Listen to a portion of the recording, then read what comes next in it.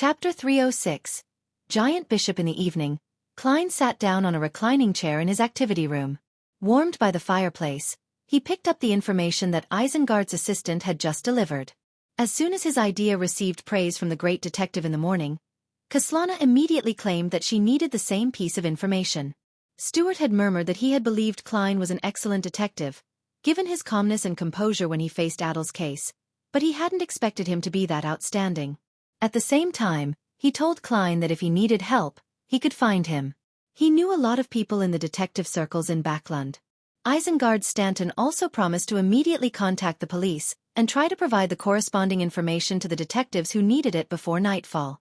He truly was very trustworthy. At the next tarot club, I'll have to ask Little Sun through the world about the characteristics of Sequence 6 Devil and what powers the Beyonders of this sequence possess.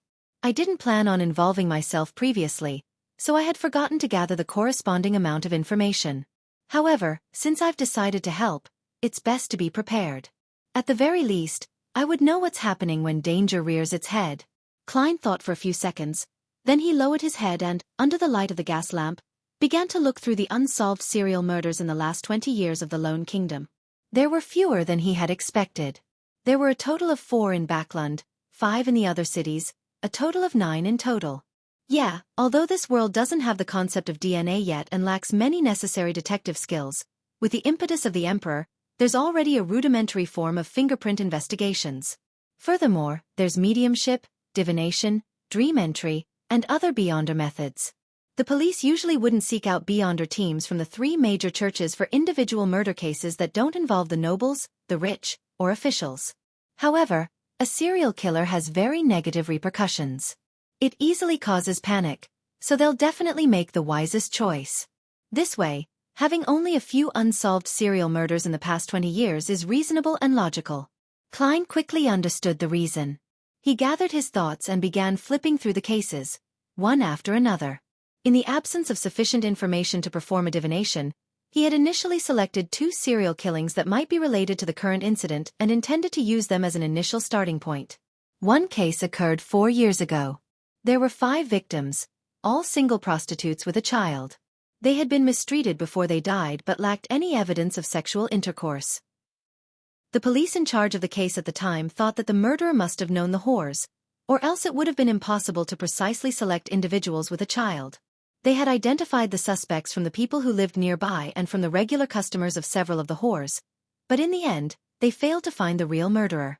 Although the dossier only made a brief note, Klein could clearly tell that they had asked for the help of Beyonders from the 3 major churches.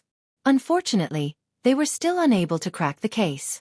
With the Beyonder powers of the Abyss, being able to tell signs that a woman had once been a degenerate doesn't go against the law of mysticism.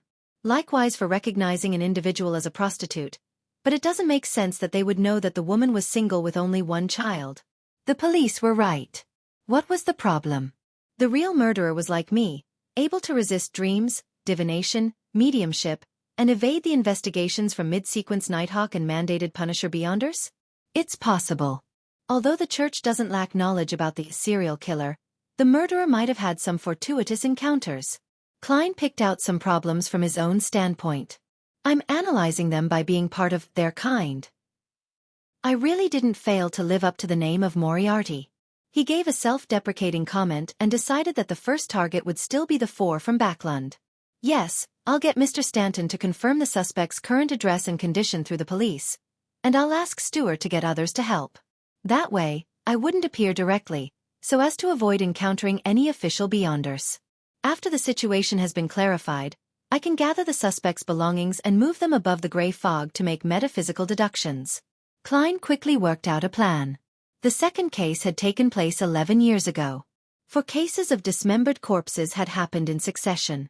Originally, these cases were considered as isolated cases until the police began having suspicions over the way the bodies were handled. Only then was it confirmed that it was a case of serial murders. The victims were men and women who had worked till late at night before they returned home. They weren't robbed, and there had been no common connection between them. Due to the delay, time which was very valuable when the crime was first committed, the case failed to produce any clues pointing to a suspect. This is a problem caused by mishandling the case. If they had quickly received the help of a spirit medium, The wraith of the deceased might even gather around the murderer. Of course, it's also possible that the wraith can be killed by the murderer, just like this case. There's probably only ashes of those victims left. It will be hard to do any investigations through them. Klein rubbed his temples, and when he saw that it was evening, he stopped considering the case and got up from his reclining chair to leave Minsk Street. He had something to do that night. He wanted to go to the area south of the bridge, to the Harvest Church on Rose Street, to find Bishop Utravsky in a bid to obtain the apothecary formula. He had already divined to see if it was dangerous or not. To Klein, having an apothecary as a subordinate was extremely helpful. He could get injured or fall sick. He could encounter enemies who could harm him, and an apothecary who he could find at any moment would be someone he could rely on. After making a detour to East Borough, Klein disguised himself and took the steam metro to cross the Tussock River and arrived at the district south of the bridge. Along the way, the darkness along the metro line and the corresponding gas lamps formed an unforgettable scene. While on the public carriage, Klein came to Rose Street and found the tiny Harvest Church, which was easily recognizable. The golden cathedral had a more striking steeple and a sacred emblem of life engraved on its outer wall. It was a baby surrounded by the symbols of wheat, flowers, and spring water. It stood out from the surrounding buildings. At that moment, the cathedral's lights were dim, and there wasn't a single devotee inside. Klein sneaked in from the side, carefully dabbing his face with paint rather than relying solely on his ability to create illusions. In the hall of the cathedral, rows of pews were arranged neatly. Right at the top, at the front, there was a large sacred emblem of life. Candles were lit on both sides of it.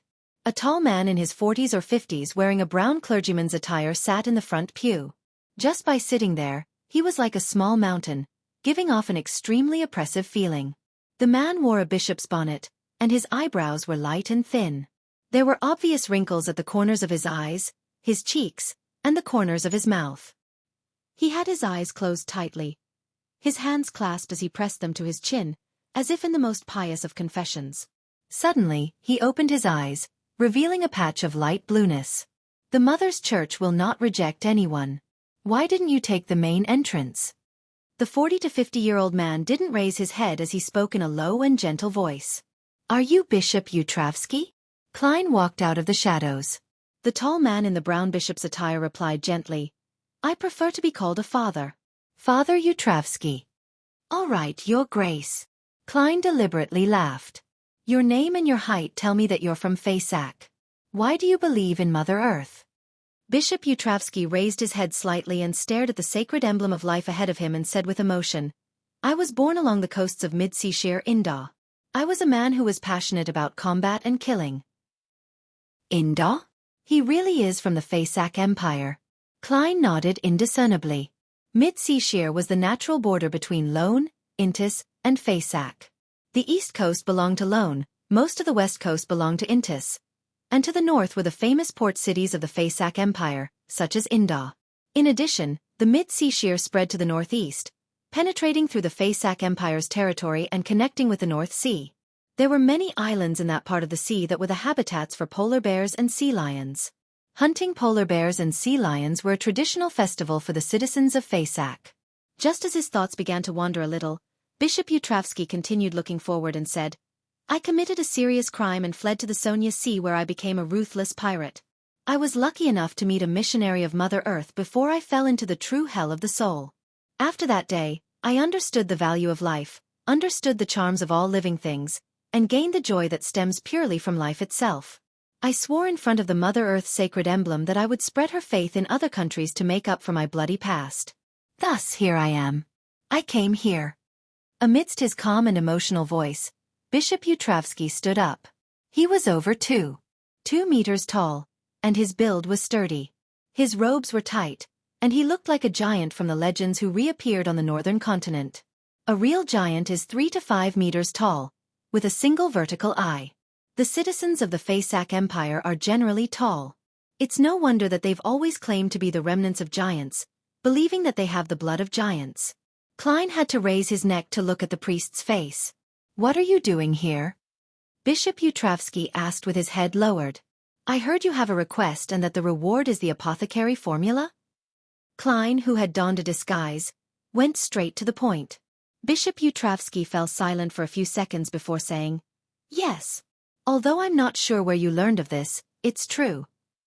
"Then what task is it?" Klein asked with a smile. Utravsky sized him up seriously for a while before saying, "I don't think you can fulfill my request." "Perhaps I can? I need to know the details before I can make an evaluation." Klein frowned. Utravsky stood there like a giant pillar. After a few seconds he said, "My request is," at this point, he closed his eyes and said, "Kill me." Chapter 307. Dawn Paladin Kill You? It was the first time Klein had heard of such a request, and for a moment, he didn't know how to respond to such a task. He even started to suspect if there was a conspiracy. Bishop Utravsky opened his eyes and looked down at Klein. "Kill the old me. Father, can you not have such long pauses when you're speaking?" Klein's mouth twitched as he asked in puzzlement, "Even in the legends and myths, no one can return to the past. I'm afraid this task of yours can only be accomplished by the 7 gods." "No, I mean killing the past me which has never died as it resides in the depths of my heart." Seeing that Klein was still confused, the slightly hunchbacked bishop said, "The former me who used to love to kill and fight, didn't completely die just because of my contrition. I can clearly sense that he's still living inside my body, always wanting to regain control of everything, and I'm constantly suppressing him, hoping that he will be redeemed through mass, ascetic cultivation, and preaching, making him truly believe in the teachings of the Mother Earth and become one with me again. Simply put, the imprints of the past are too deep, and they fiercely conflict with your current life, resulting in a split personality." The pseudo-psychologist and keyboard warrior, Klein Moretti, made a preliminary judgment and said in deliberation, "It's a psychological problem. I think what you need most is a psychiatrist. I've attempted that before. Perhaps you aren't aware. There is a doctor sequence among the Beyonder pathway that the Church of Mother Earth controls, which is also known as healing pastor in ancient times. They've studied my problem and believe it's not as simple as a psychological ailment.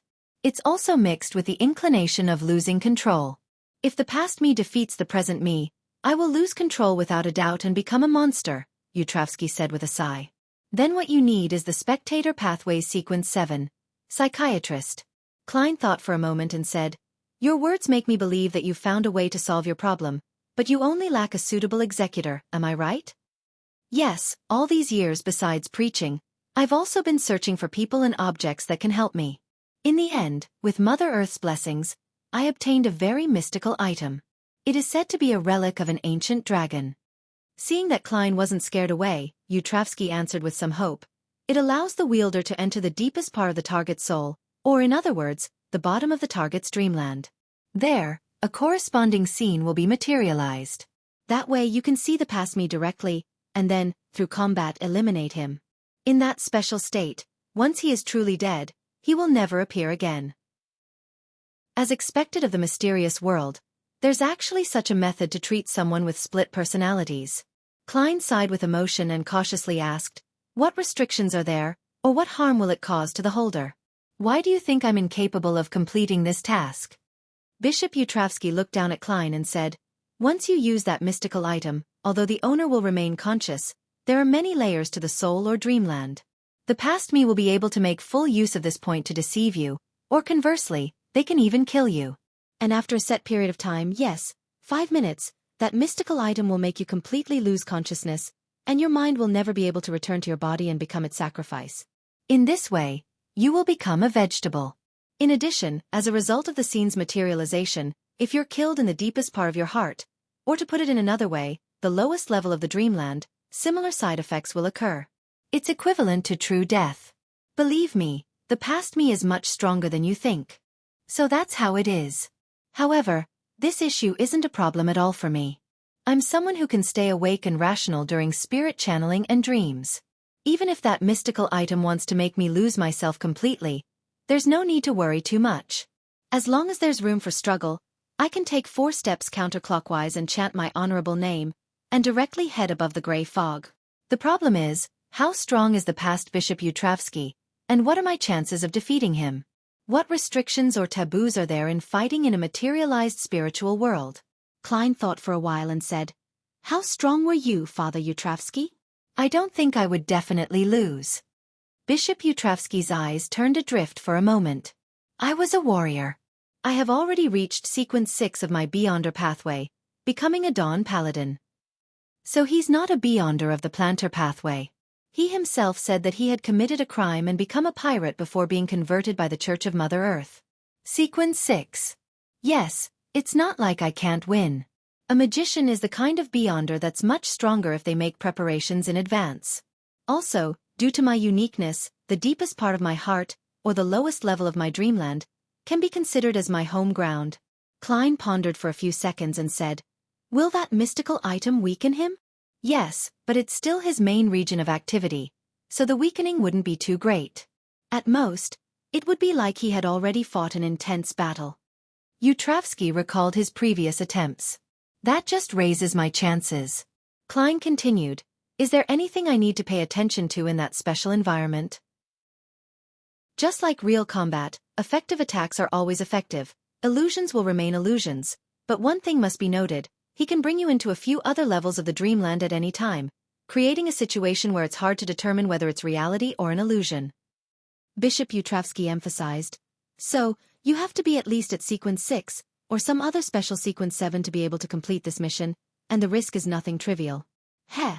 If I didn't swear on a holy artifact of Mother Earth that I wouldn't ask the Church for help before my missionary succeeds, things wouldn't have been so difficult. So that's how it is. I'm not afraid of a dream. The corner of Klein's mouth curled up. Final question. Are there any points to take note of when fighting a Dawn Paladin? Bishop Yutravsky frowned his wrinkled face and said with a sigh, "This is something that requires absolute secrecy for Beyonders.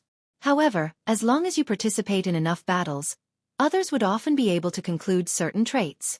Besides, the more details you know, the higher the chances of success are, right?" "Yes," Klein answered frankly with a nod.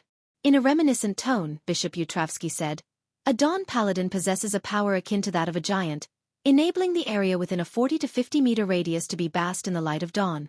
Such light can not only dispel illusions, but it also has the special ability to exorcise wraiths and specters, and it can even weaken evil spirits. They can conjure dawn armor around their bodies, which would be equivalent to specially forged full-body armor that doesn't weigh anything or inhibit their motion in any way. If destroyed, recovery would require a certain amount of time. He can also conjure different weapons. The strongest weapon would be a two-handed rapier. It's often called the Sword of Dawn. It's sharp, solid, and each strike has a purification effect.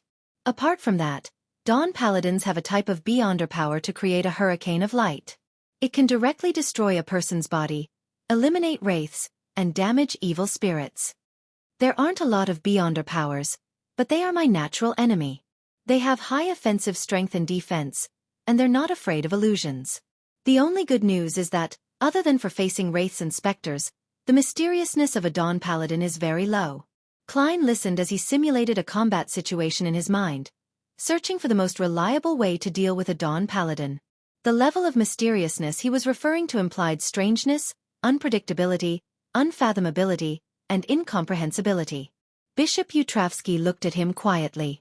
He didn't press him or drive him away.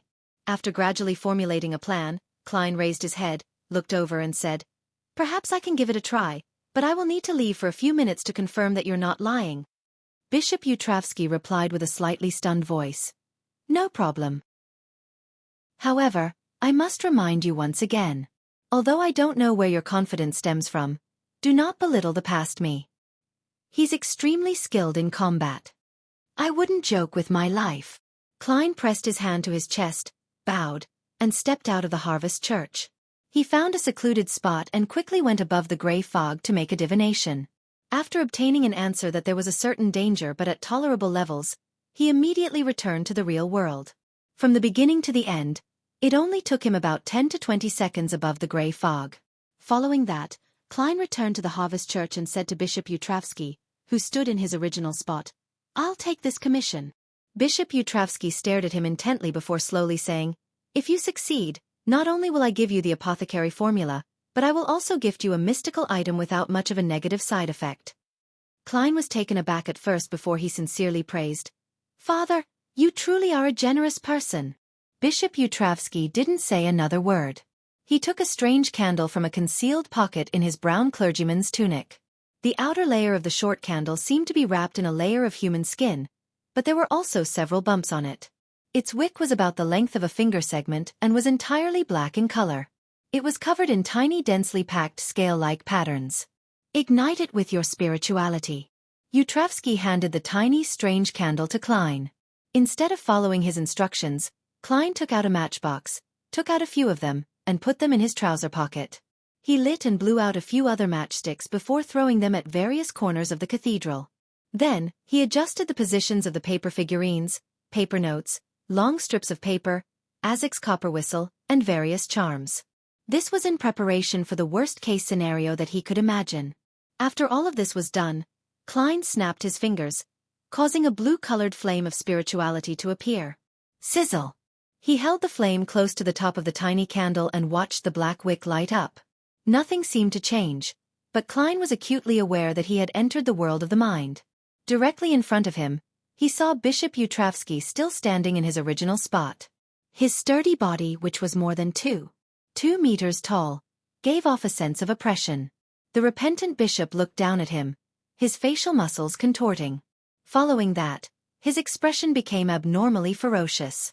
Soon after, Klein discovered that the surrounding light and shadows were rapidly transforming, and it felt like he was experiencing a real intense battle. Pah! At the end of the battle, Bishop Yutravsky fell heavily to the ground. His breathless body had blood flowing profusely. Klein's mouth twitched as he saw the scene before him with a clear mind.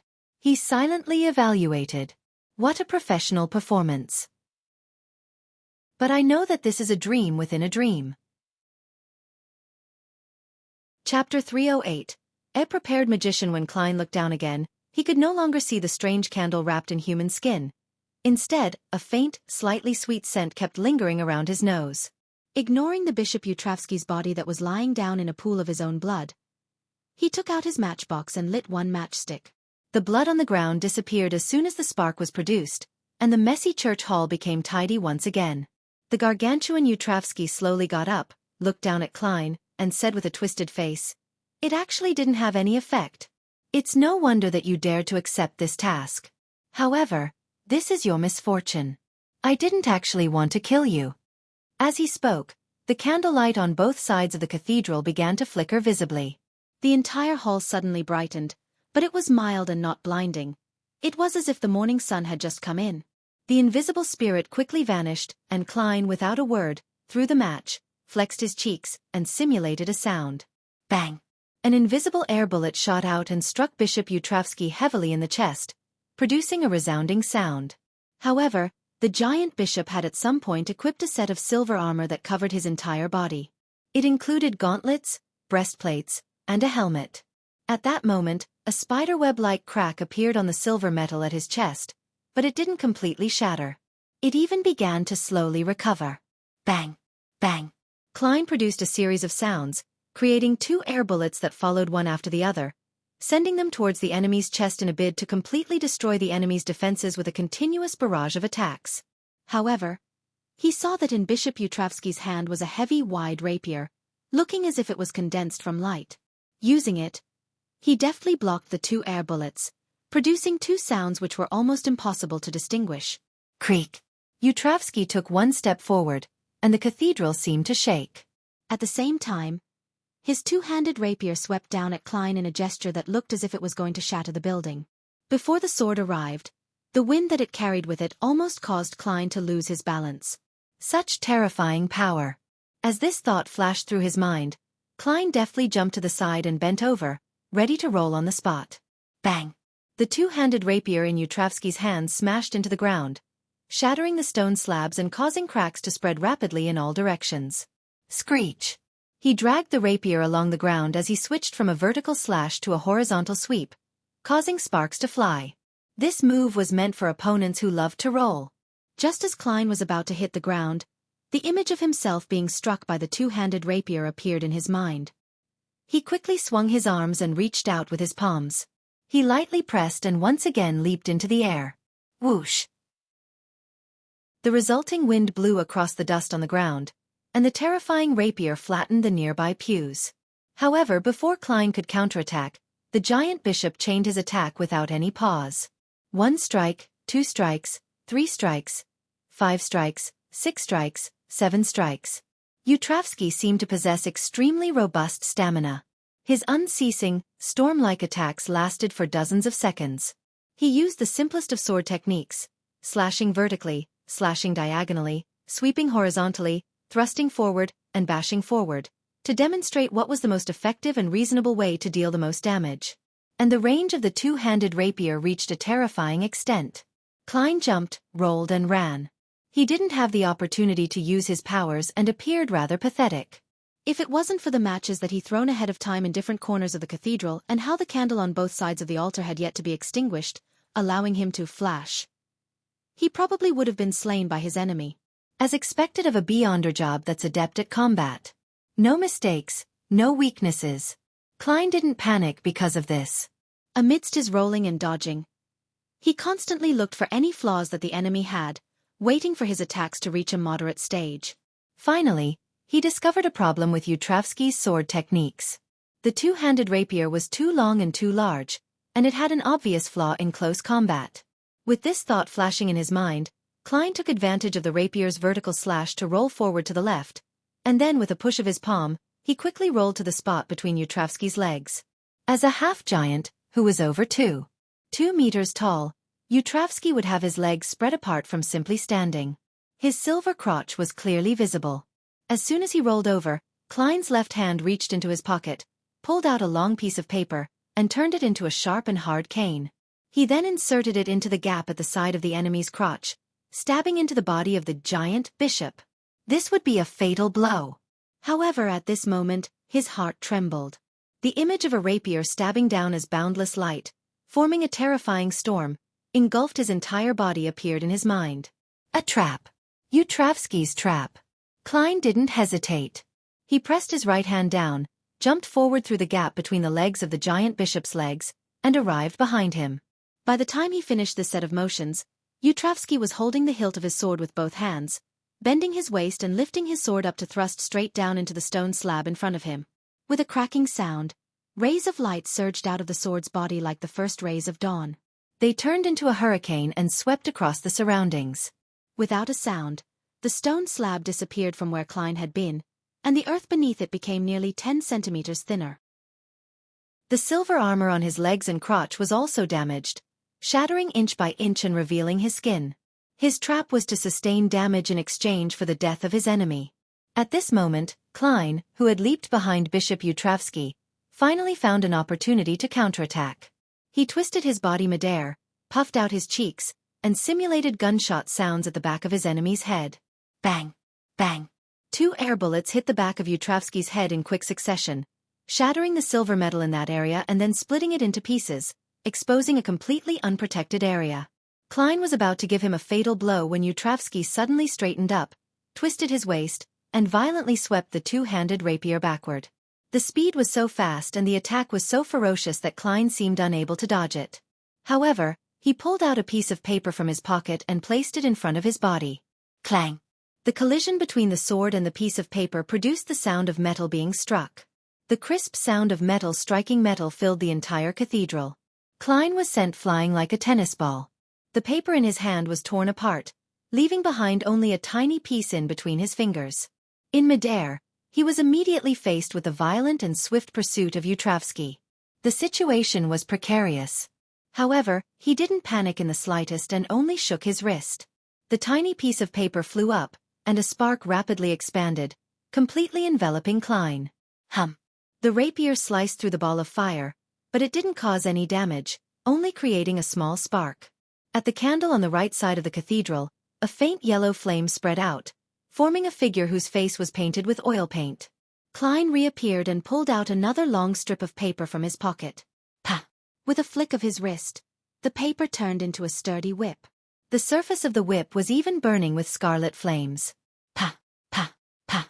Klein lashed out at the giant bishop from a distance.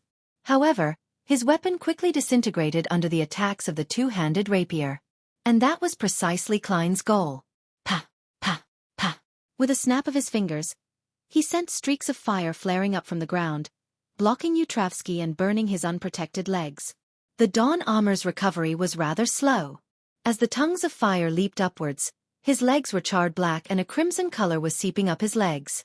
However, This didn't affect the giant bishop's agility. He let out a low growl, and like a steam train that had finally accelerated to its highest speed, he charged through the flames and appeared in front of Klein. This speed was unbelievably fast. Soon after, the two-handed rapier in Yutravsky's hands cracked, turning into spots of light that swept forth in all directions. Almost instantly, Klein fell into a situation of certain death. The matches he kept on him were ignited, and an intense flame engulfed him. However, this wasn't as fast as the hurricane of light. Just as the scarlet-red flame appeared, it was immediately engulfed. Klein's body was torn asunder as it was reduced to shreds, but they ended up losing their thickness and turned into bits of paper. Behind Yutravsky, a column of scarlet-red flames flared, and Klein stepped out. He took out a matchbox from his other pocket and threw it at the enemy, as if to ignite all the remaining matches in one go and, through the restraints of the small space, create a reliable explosion. The matchbox was aimed at Yutravsky's lower body, which no longer had any protection. Klein raised his right hand and snapped his fingers. At the same time, Bishop Yutravsky jumped up on his back, bent his knees, and withdrew his legs. Pa! Accompanied by the snap of his fingers was an unaffected matchbox, but a loud bang. It was an air bullet that accurately tore open the back of Bishop Yutravsky's head, which lacked any protection. It was a lethal weapon that had been prepared in advance. His skull split open, and blood and white bits spurted out. With great difficulty, Yutravsky turned his head around and said in a daze, "You!" The matchbox that was riddled with holes caused by the hurricane of light fell to the ground. However, it remained unignited. Klein laughed and replied, "I've never said that snapping my fingers could only be used to control flames and not shoot out air bullets. Look! Pa! Pa! Pa!" He snapped his fingers repeatedly, allowing one air bullet after another to hit Yutravsky in the head, shattering his helmet and cracking his head. Bam! Yutravsky stopped breathing and fell heavily to the ground, shaking the cathedral hall slightly. Pa! Klein turned and snapped his fingers again. The box of matches on the ground exploded, transforming into a scarlet flame that buried Yutravsky's gigantic body. Klein didn't attempt to sense the existence of the candle, but instead he relied on his own clarity of mind to force himself out of the lowest level of his mind. Behind him, the corpse was wrapped in scarlet flames as the world around him disintegrated bit by bit. Chapter 309. Choosing one out of two, the illusory feeling passed, and Klein saw the strange candle in his hand again, along with its black wick and palish white flame. The damage of the Dawn Paladin, the shattered ground, broken pews, and the sliced candles, had been restored to their pre-battle state. It was hard to tell where they had been damaged. At some point, Bishop Yutravsky, who had been standing opposite him, had taken a seat in the front pew. His back bent forward and his head buried in his hands. His hands were pressed to his temples. Drip! Drip! Sweat trickled down his face and spread out from his feet. The ground was already completely wet. When he sensed that the strange candle had been extinguished by Klein, he shuddered and raised his head to meet Klein's eyes. His slightly turbid eyes were filled with tears, and his wrinkled face was streaked with tears. However, his eyes were filled with emotion, joy, and clarity. If it was said that this giant bishop previously appeared tall and heavy, then all that was left of him now was the heaviness of his body but without the heaviness of his spirit. At this moment, Klein felt like he was looking at a newborn baby. Those tears were proof of new life. The corners of Yutravsky's mouth curled up slightly as he smiled kindly. "You're much better than I expected." "No, this is because I gained sufficient understanding in advance and made the appropriate preparations. As for the past you, not only were you unsure of your opponent's strengths, you were also greatly weakened. If I were to fight against you in the real world, I would be considering how to escape," Klein calmly replied. A prepared magician and an unprepared magician are very different concepts. He added silently in his heart. Bishop Yutravsky didn't dwell on this problem. Brimming with relief from head to toe, he said, "Thank you, my friend. According to our agreement, I'll give you the apothecary formula. I'll also give you an additional mystical item." As he spoke, from his pocket, he took out what looked like a combination of a needle, a tube, and a container. "You have two choices. This is one of the two choices you have. When I got it, I didn't know its name, and I never thought about naming it either. You're able to use it to draw out a tube of blood, your own blood. At a critical moment you can transfuse it back into you. That way your fatigue will disappear. Your ailments and injuries will be alleviated, and your strength, speed, balance, and other attributes will all be greatly enhanced. Bishop Yutravsky pointed to the object in his hand. What about its limitations and latent dangers? Klein asked rationally. Yutravsky looked at the mysterious patterns on the needle and tube and explained in detail. After drawing out a tube of blood, you'll be weakened for a full 12 hours, and during those 12 hours, transfusing the blood back into you wouldn't have any effect. Of course, the specific time limit isn't that precise. It increases or decreases according to your body's condition. In addition, it's best not to use it too often. Not more than once a week. Otherwise, not only will the transfusion bring you power, but it will also temporarily make you lose your rationality, and the short period when you have your blood drawn and turn weak will become your characteristic. In addition to these, it also has a problem. If you carry it around for more than half an hour, you'll become a little neurotic. Fortunately, Bishop Yutravsky didn't previously draw his blood. Otherwise, if the past him can transfuse his blood, my chances of winning would have been very, very low. This was the first thought that flashed through Klein's mind. He frowned and was rather worried about the negative effects of the mystical item. Regardless of whether it was a temporary loss of rationality, a 12-hour period of weakness, or a change in his mental state, these were all hidden dangers that didn't seem too problematic. But after seeing rampagers and hearing the ravings of an evil god, Klein believed that a Beyonder's mental state was very important. If one's mental state remained at a nadir for an extended period of time, or if there were frequent anomalies, it would easily cause the phenomenon of losing control to happen. This was the same even if a Beyonder had grasped the acting method. What's the second choice? Klein said after 2 seconds of silence. Bishop Yutravsky took out a simple brass key from his other pocket and smiled. This is called a master key. It can help you open any lock which doesn't contain mystical powers, as well as a small number of locks that are augmented with Beyonder effects. And in a place without any locks or doors, it can open a passageway that doesn't belong to reality. Heh. The premise is that there are no restrictions by Beyonder powers and the barriers aren't too thick. Its spirituality is completely restrained. When it's not being used, Beyonders cannot see any difference between it and a normal key. Yutravsky stood up again, leaving Klein no choice but to look up. The giant bishop increased his pace and came to the wall at the side of the cathedral hall and pressed the master key against the brick. He twisted gently, and his entire body seemed to sink into water as ripples were produced. He went through the wall and arrived outside. In the same way, Bishop Yutravsky returned to the cathedral hall and entered Klein's line of sight again. Have you decided on the mystical item? The tall priest asked with his head lowered. What are the latent dangers of the master key? Klein asked after some deliberation. Bishop Yutravsky smiled warmly and said, the person carrying it will occasionally get lost. According to what someone told me, one gets lost at random. Lost? I'm a seer with spiritual intuition. Klein mumbled, and his mind gradually came to a decision. After a few seconds he said, I want the master key. He didn't want his mental state to be affected, and he didn't want to accumulate the risk of losing control. What a pity. What I want the most is that weird candle. It's akin to the deepest part of a soul, the lowest level of a dreamland. That's equivalent to my home ground.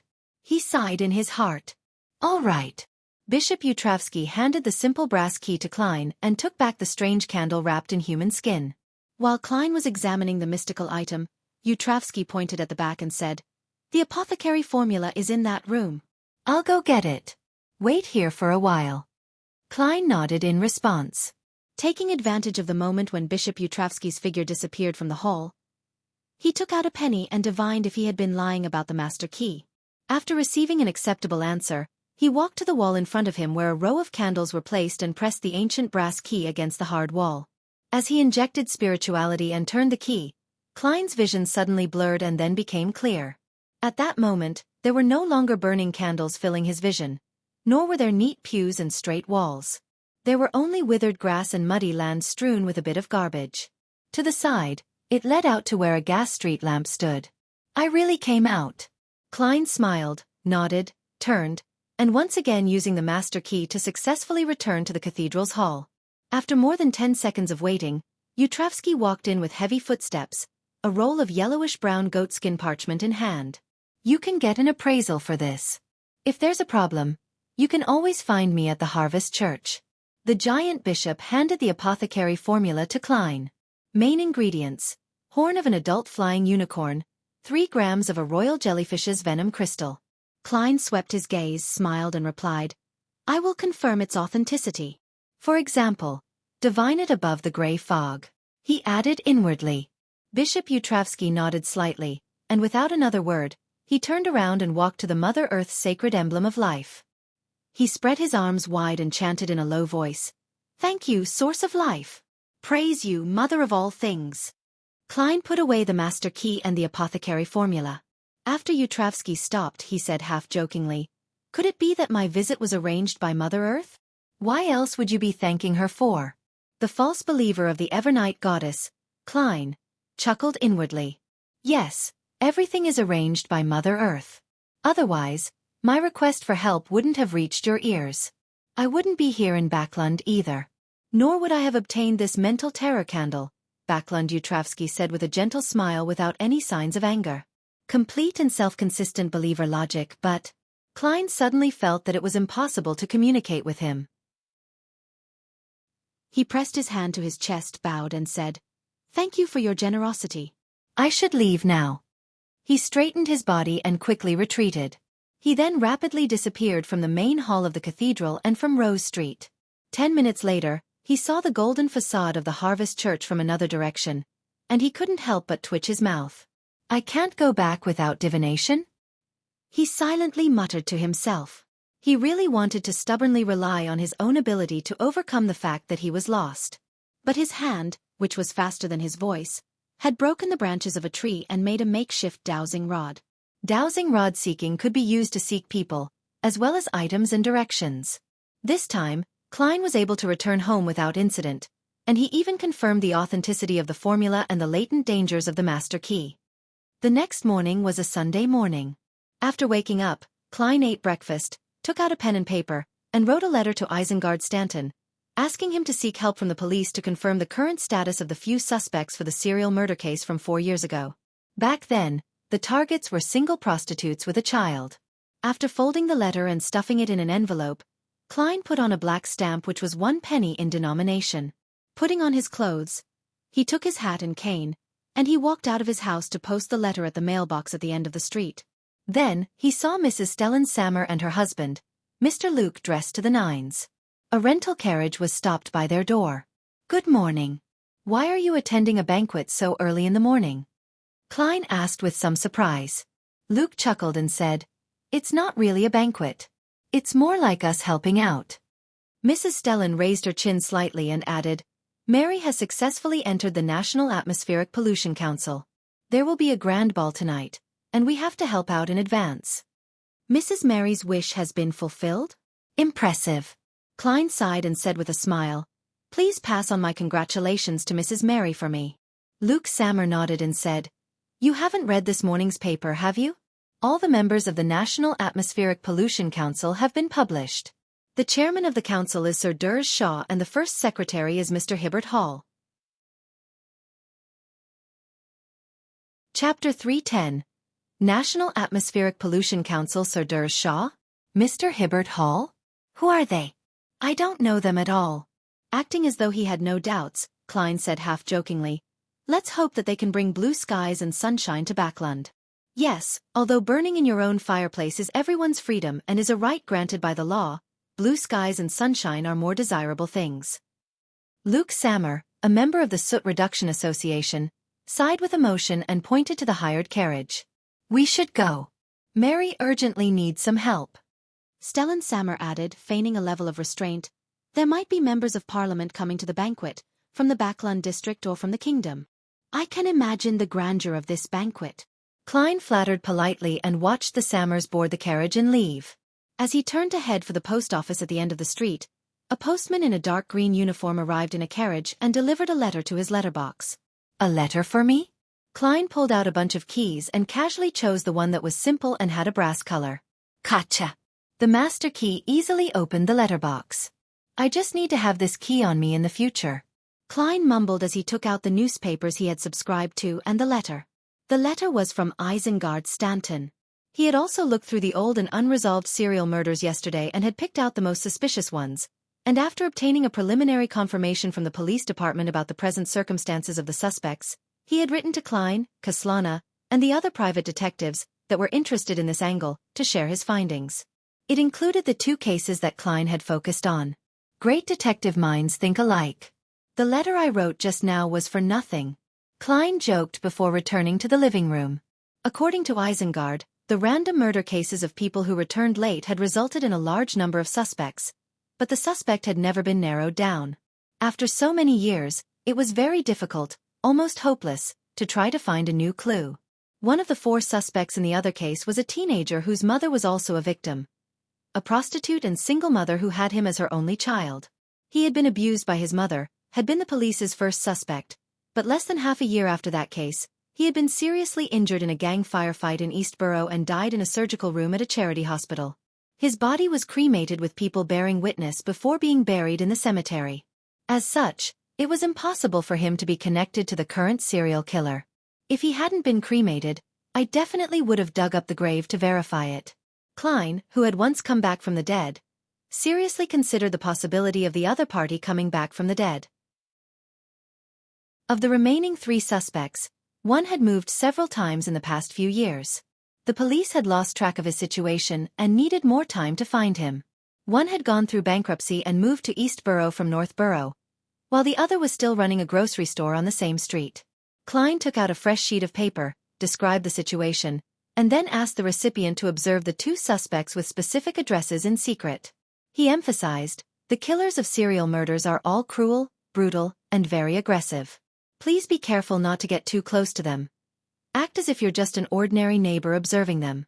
The information I need pertains to their recent mental state, such as whether they are irritable, whether they like to shut themselves in their rooms, rarely communicate with others, and whether they have beaten others up. This was also the information he got from the son. After each kill, the devil would eat the victim's organs according to the ritual and stay in a bloodthirsty manic state until a new victim appeared. After emphasizing the need to take note of the investigator's safety, Klein folded the letter, stuffed it into a new envelope, and affixed a black stamp to the surface. Then he wrote down the name of the recipient, Detective Stewart. In Empress Borough, the opulent villa of Count Hall. Susie was lying in the corner of the study, looking around as if bored. With a bulging stomach, Count Hall took a puff with his pipe and said to his eldest son, "Do you know why I insisted on having you be on the National Atmospheric Pollution Council?" Hibbert Hall replied thoughtfully, "You wish to influence the formulation of the relevant laws and policies?"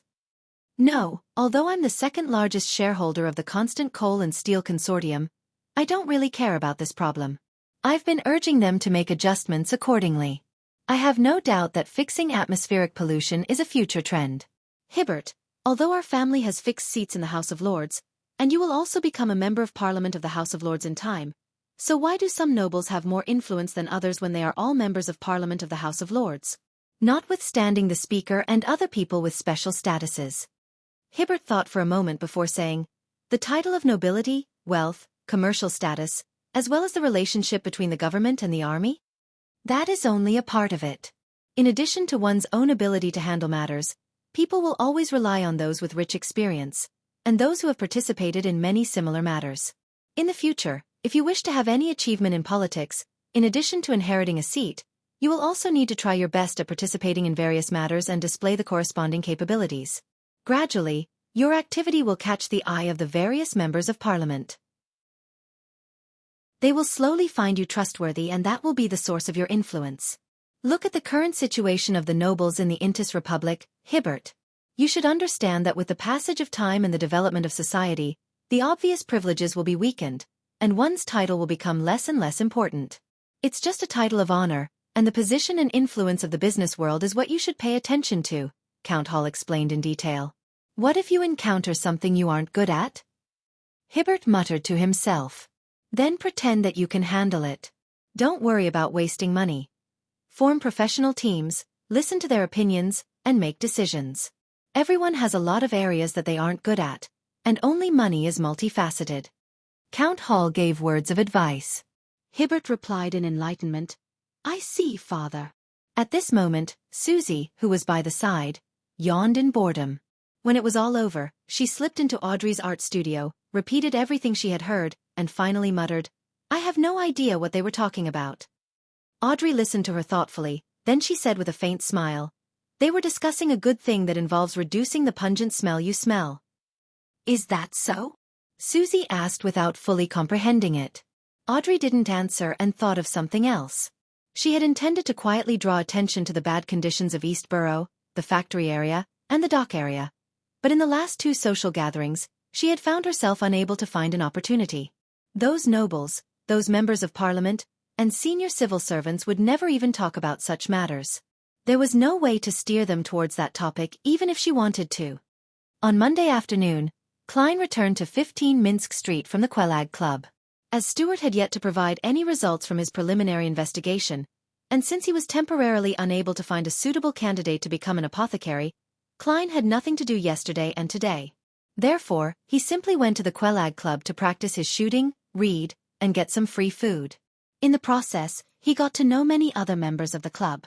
This is the lifeblood for future business opportunities. Klein sighed with emotion, took 4 steps counterclockwise and went above the grey fog.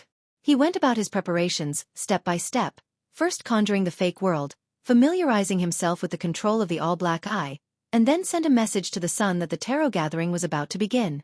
After all of this was done, Klein waited for 3 o'clock to arrive. Then, he reached out to touch the corresponding crimson stars and established a firm connection. The magician had her own illusory star as well. Under the pretext of concentrating on her writing, Fur's wall sent Zio away, and for a moment she was dazzled by the sudden rush of grey fog. In the blink of an eye, she found herself above the mysterious and serene grey fog. She was inside a majestic palace, and in front of her was an ancient mottled bronze table. Surrounding the table were one blurry figure after another. One figure after another? One figure after another. Are these the gathering members Mr. Fool spoke of? Furs felt that the members of the secret gathering were all very, very powerful beyonders. Except for me, she thought, without confidence and full of fear. However, looking at it from another perspective, since I can join this gathering as a sequence 9, the other members might not necessarily be very strong. The requirement for this gathering is obviously not about strength, but for some other reason, a member must manage to establish a connection with Mr. Fool. Furs quickly rejected her first judgment and relaxed a little. At the same time, Audrey also discovered that there was a new person at today's gathering. It's a woman. Is it Zio or Furs? Has she passed the examination? Or is it someone else? Audrey nearly forgot to greet Mr. Fool in her bid to take a closer look at the features of the new member. No matter how blurry the figure was, she could still see her hair color, silhouette, her accent, and verbal tics. I must also take note.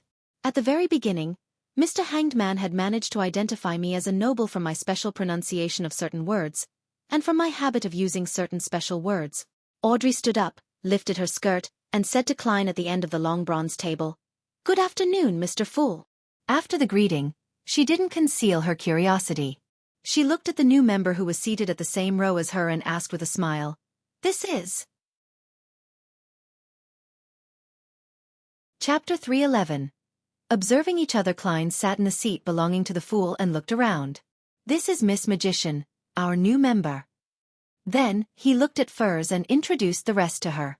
"This is Miss Justice, and that is Mr. Hanged Man." As Furs nodded her head as a form of greeting the members with the corresponding code names, she observed the other members. Miss Justice is blonde and seems very young. She sits with a graceful posture. Mr. Hanged Man has dark blue hair, as messy as seaweeds. He doesn't have a very bulky figure. He doesn't like to talk, but when observed by him, it gives me a sense of unease. He must be a leader of some faction. Mr. Sun looks like a teenager. He's very silent and reserved. Other than that, I can't tell anything else. Maybe he's just as weak as me. Mr. World's eyes are very cold and quite gloomy.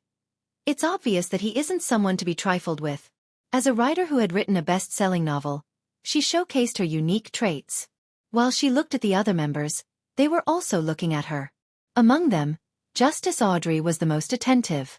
From her figure, I can eliminate Miss Zio. Brown hair and slightly curled. Is she Madame Furs? Temporarily, I can't rule out the possibility that Mr. Fool has pulled in someone else. Her pronunciation and the way her mouth moves is the same as her Backlund accent. Her aura and emotional colors match as well. It's unlikely that Mr. Fool will specially create a fake image for the members, right? There's no need for him to hide anything. After a few seconds of sizing furs up, Audrey had nearly superimposed the blurry figure with her impression of furs. If I can find another trait in other areas, I can almost be certain. She waited with interest to verify her Beyonder powers. At the same time, she felt that there was no need to reveal her identity to furs. It would be better to keep some secrets. Yes. Let's see when she finds out. Audrey withdrew her gaze, producing a faint smile on her face as she quietly watched from the sidelines. At that moment, since there were no new Roselle's diary entries, Klein controlled the world and said, I want to know about the Devil and Guardian sequences. He was certain that the Sun knew the details of Sequence 6 Devil because he had previously mentioned Devil studies, and in order to not expose the fact that he was investigating a series of murders, he had deliberately added the Sequence 5 Guardian of the God of Combat pathway, also known as the Giant Pathway. It was the mainstream path for Beyonders in the City of Silver, so it was impossible for the Sun to be unaware of it. As for the corresponding Sequence 9 Warrior, Sequence 8 Pugilist, and Sequence 7 Weapon Master, Klein had long since learned the details from the Nighthawk's confidential information. As for information regarding Sequence 6 Dawn Paladin, he had just learned of its information from Bishop Utravsky. Therefore, the only thing that he could ask and be willing to pay a price for without wasting money was Sequence 5 Guardian.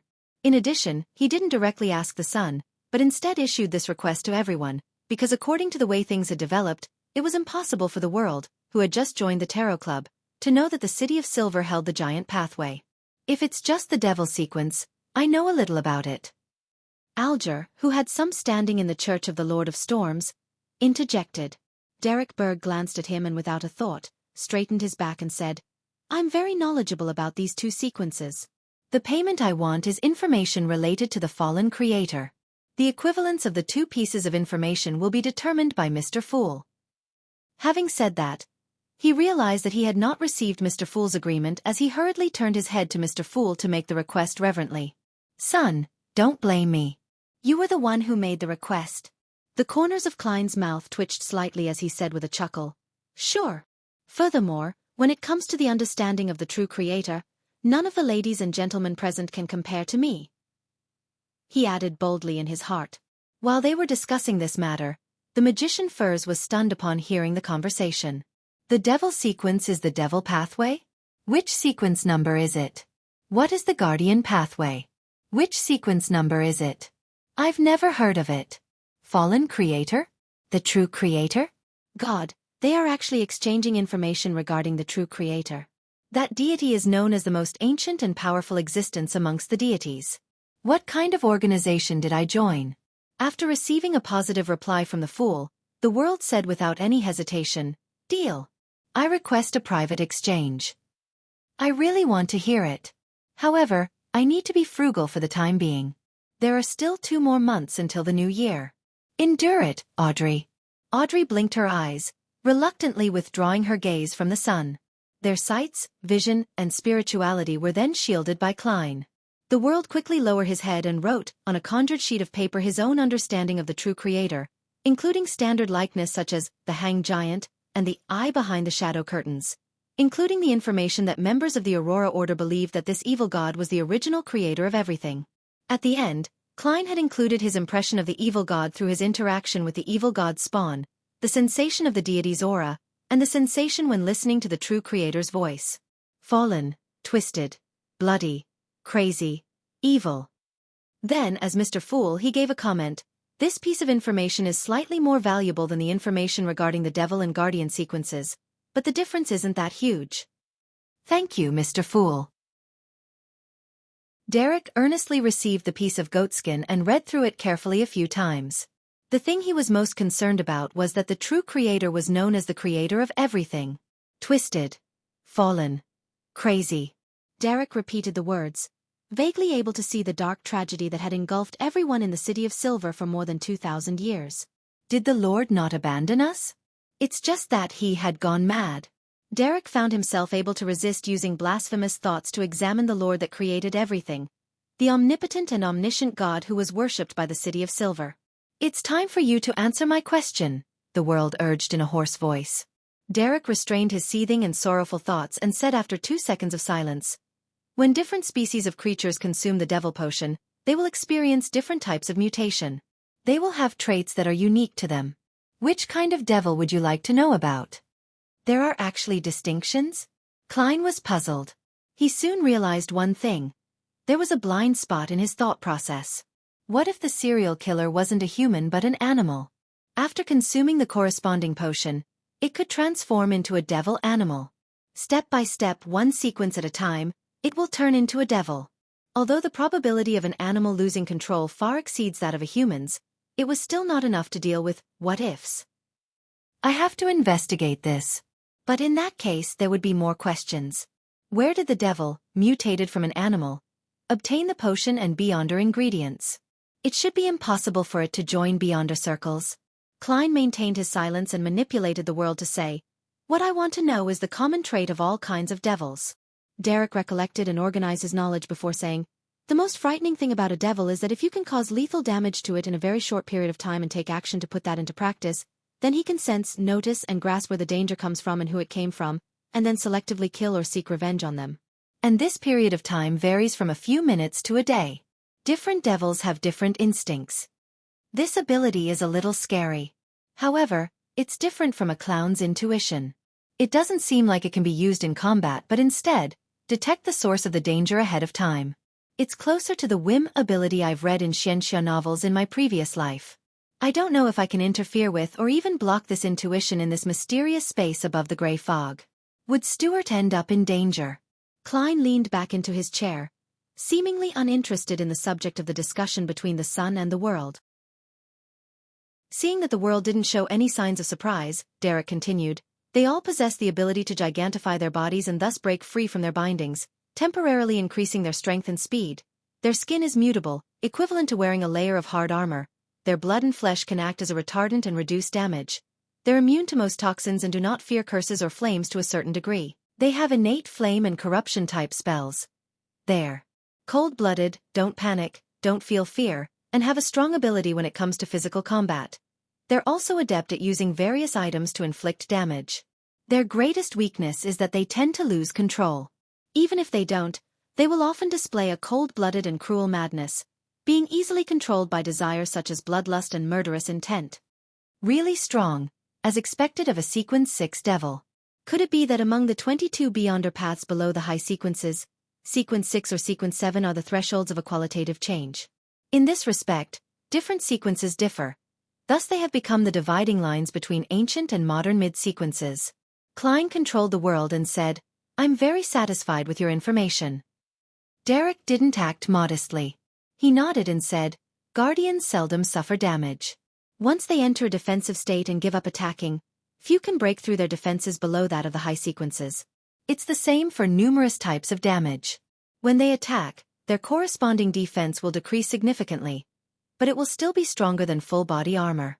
Their Sword of Dawn and their Hurricane of Light, as well as their other Beyonder powers, allow them to deal damage to any type of monsters. They're not confused by illusions. They can help their comrades within a certain range by taking damage and protecting them." Following the descriptions given by Derek, Klein couldn't help but sigh in his heart. Compared to a guardian, a Dawn Paladin's defense is like that of a child versus an adult. A guardian would probably be able to withstand the bullets of a steam rifle. In the wars of this era, they wouldn't die unless they were focused on by large-caliber cannons. Chapter 312. A failed disguise. When Derek finished, Klein manipulated the world to nod and say, "More detailed than I thought. Transaction complete."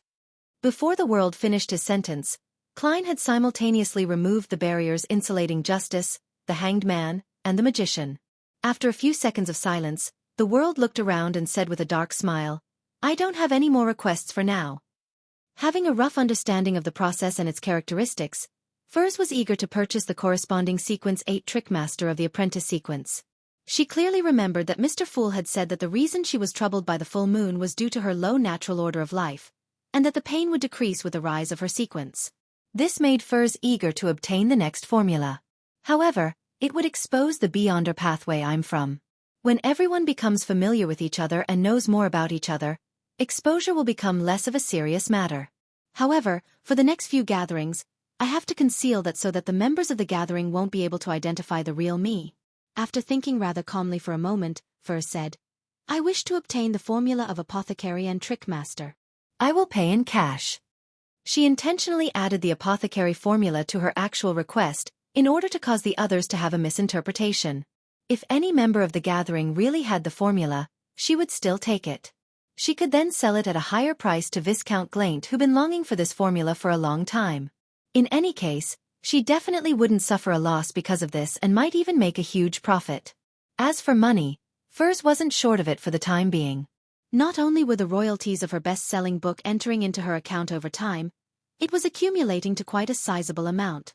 Furthermore, she also had additional income streams, such as the £650 she had received from Miss Audrey in the Kalangos and Intis Ambassador Bakerland cases. Poor Zio. She spent more than £200 to compensate the families of the two deceased which were involved in the Lenevus case. I wonder if Miss Audrey would pay her when things clear up. The note with Mr. Fool's honorary name on it was found in the bookcase of Viscount Glaint's house.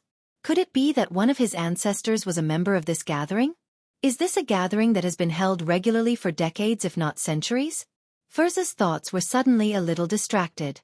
Only 2 seats away from her, Justice Audrey was a little stunned when she heard Furs's request for the apothecary and trickmaster formulas before she accurately grasped Furs's thoughts. She's Furs.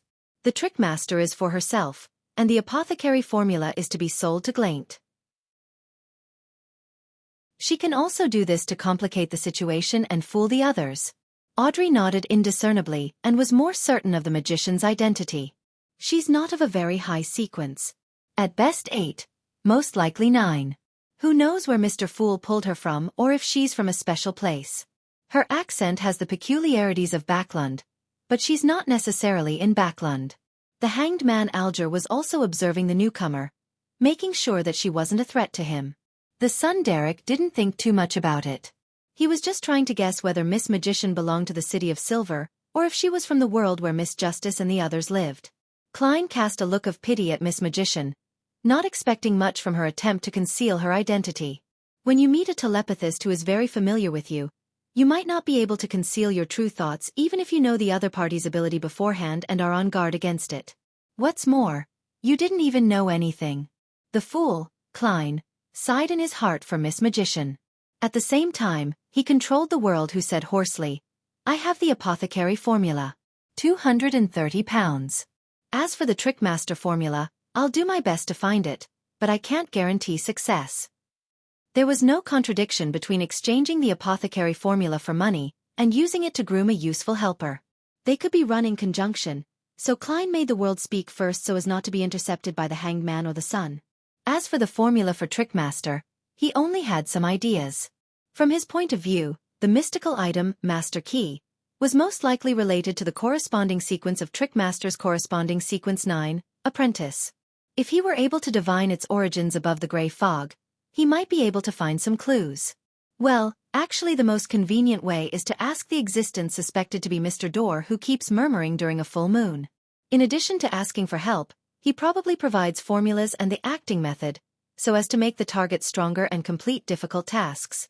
Unfortunately, before the target is strong, they can't even hear his ravings. They will break down and even be close to losing control. This results in a vicious cycle. Klein lamented.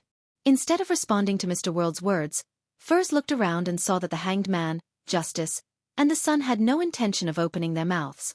It was obvious that they didn't know the apothecary and trickmaster formulas. Mr. World, please try your best to find the trickmaster formula as soon as possible. Furs fell silent for a few seconds before saying, As for the apothecary formula, I plan to buy it now. How should I make the payment? The other party seemed to be a man from Loan as well, and he's willing to accept gold pounds. But the gold pound has always been more recognized than the other currencies. As she spoke, Furs was also trying to determine the world's background. The world completely didn't mind her sizing him up as he said softly, You can sacrifice the money to Mr. Fool after you return. That way, the transaction will be closed. The exact sacrificial ritual is sacrifice? Mr. Fool can still accept sacrifices? His life's natural order has reached such a level? No wonder he used that tone to describe the owner of the ravings during the full moon. Furs listened and remembered, surprised and shocked, but she also felt that it was a matter of course.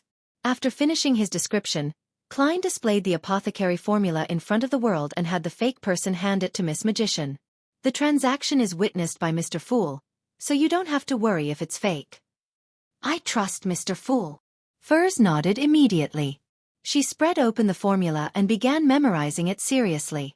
At that moment, Audrey, who couldn't bear to see her friend go through such labor, commented, "You can seek Mr. Fool's help during the sacrifice to recall the formula. You don't have to memorize it specially.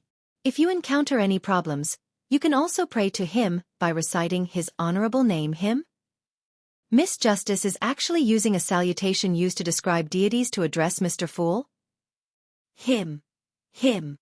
Could it be that he is really a he? But why would he be willing to help us in doing such trivial matters? That's not right. As long as the ritualistic magic is done right, the 7 Orthodox gods will also often respond to their believers and complete their requests. Furs said to Justice, "Thank you for telling me that. Your name is just like your character." Audrey suddenly felt a little guilty. She suddenly seemed to recall a problem as she hurriedly asked, "Miss Magician, do you know of the acting method?" Acting method? Furs looked at Justice in a daze. She soon discovered that the other members such as the Sun and the Hanged Man had no additional reaction to the term. Clearly, they knew what it meant. Today's gathering makes me feel like a country bumpkin who has just arrived in Backland. I've been to so many Beyonder gatherings at the very least. All right. Furs thought, half sorrowfully, half joyously. She couldn't help but want to write a novel with this feeling of hers, naming it Miss Wall's Tour of Dreamland. You don't seem to know. Audrey made a definite judgment based on Furs's reaction and her usual performance. She turned around and looked at the person shrouded in grey fog at the end of the long table. "Mr. Fool, can I teach the acting method to Miss Magician? If so, what price would she have to pay?" Audrey had intended to ask directly if it was like before, trading the information for entries of Roselle's diary. However, she quickly remembered that there was a great overlap between the Beyonder circles of Furs and her own. Therefore, if she did that, she might lose many opportunities of obtaining Roselle's diary. It's not a very important problem since it's just a matter of time before Furs realizes that Mr. Fool wants Roselle's diary, and I would certainly have other Beyonder circles. However, she knows that I have a few pages of Roselle's diary, and if she wants to collect them, she will come to me immediately. However, Mr. Fool has read all of those diary entries. After this gathering, I have to find a chance to tell Furs that all the Roselle diary pages were accidentally lost. Audrey predicted the chain of events and tried her best to convey her concerns to Mr. Fool in body language. What's Miss Justice hinting at? Oh, she knows Furs, but she doesn't want to reveal her identity, which means that she doesn't want the payment I request to cause any trouble in that regard. Klein thoughtfully chuckled. You can make the decision. You can do the explanation since I do not wish to repeat what I've said in the past. This is also a form of respect to the goddess, he added inwardly. Praise Mr. Fool. Audrey's heart leaped in joy. She straightened her back and slightly raised her chin. She tried to look at Furs in a different manner as she said, "The acting method is a method to speed up the mastery of potions and minimize the risk of losing control. Do you want to know about it?" There's such a method? For real? Mr. Fool is such a lofty figure, so he definitely wouldn't lie about such a small matter. Furs widened her somewhat languid eyes, pursed his lips and said, "Yes." As long as one was a Beyonder, there was no way they wouldn't wish to learn of similar methods. Furs suddenly felt thrilled. Audrey thought carefully and said, "There are 2 requirements. 1. Without the permission of Mr. Fool, you are not to teach the acting method to others.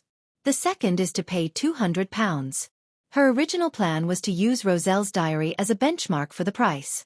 The number of pages she and the Hanged Man had used to repay the debt had been converted into a corresponding price. But in reality, Roselle's diary was sold cheaply because it couldn't be deciphered, and most of the time, it was impossible to determine which was the real one. Converting that to a total price was quite a letdown to the value of the acting method. Therefore, she added a little more from that benchmark. If Mr. Fool's adorer is no longer short of money, then I will take the £200, and I will look for the diary entries to repay my debt with Mr. Fool. Audrey had already thought of a follow-up deal. £200? The method to reduce the risk of losing control is £200? That's way too cheap, isn't it? Fearing that Justice would go back on her word, the surprised and happy Furs said without hesitation, "Deal." After she finished speaking, she felt her heart pain for the money. She felt that her bank balance was decreasing at a speed that was visible to the naked eye. Chapter 313.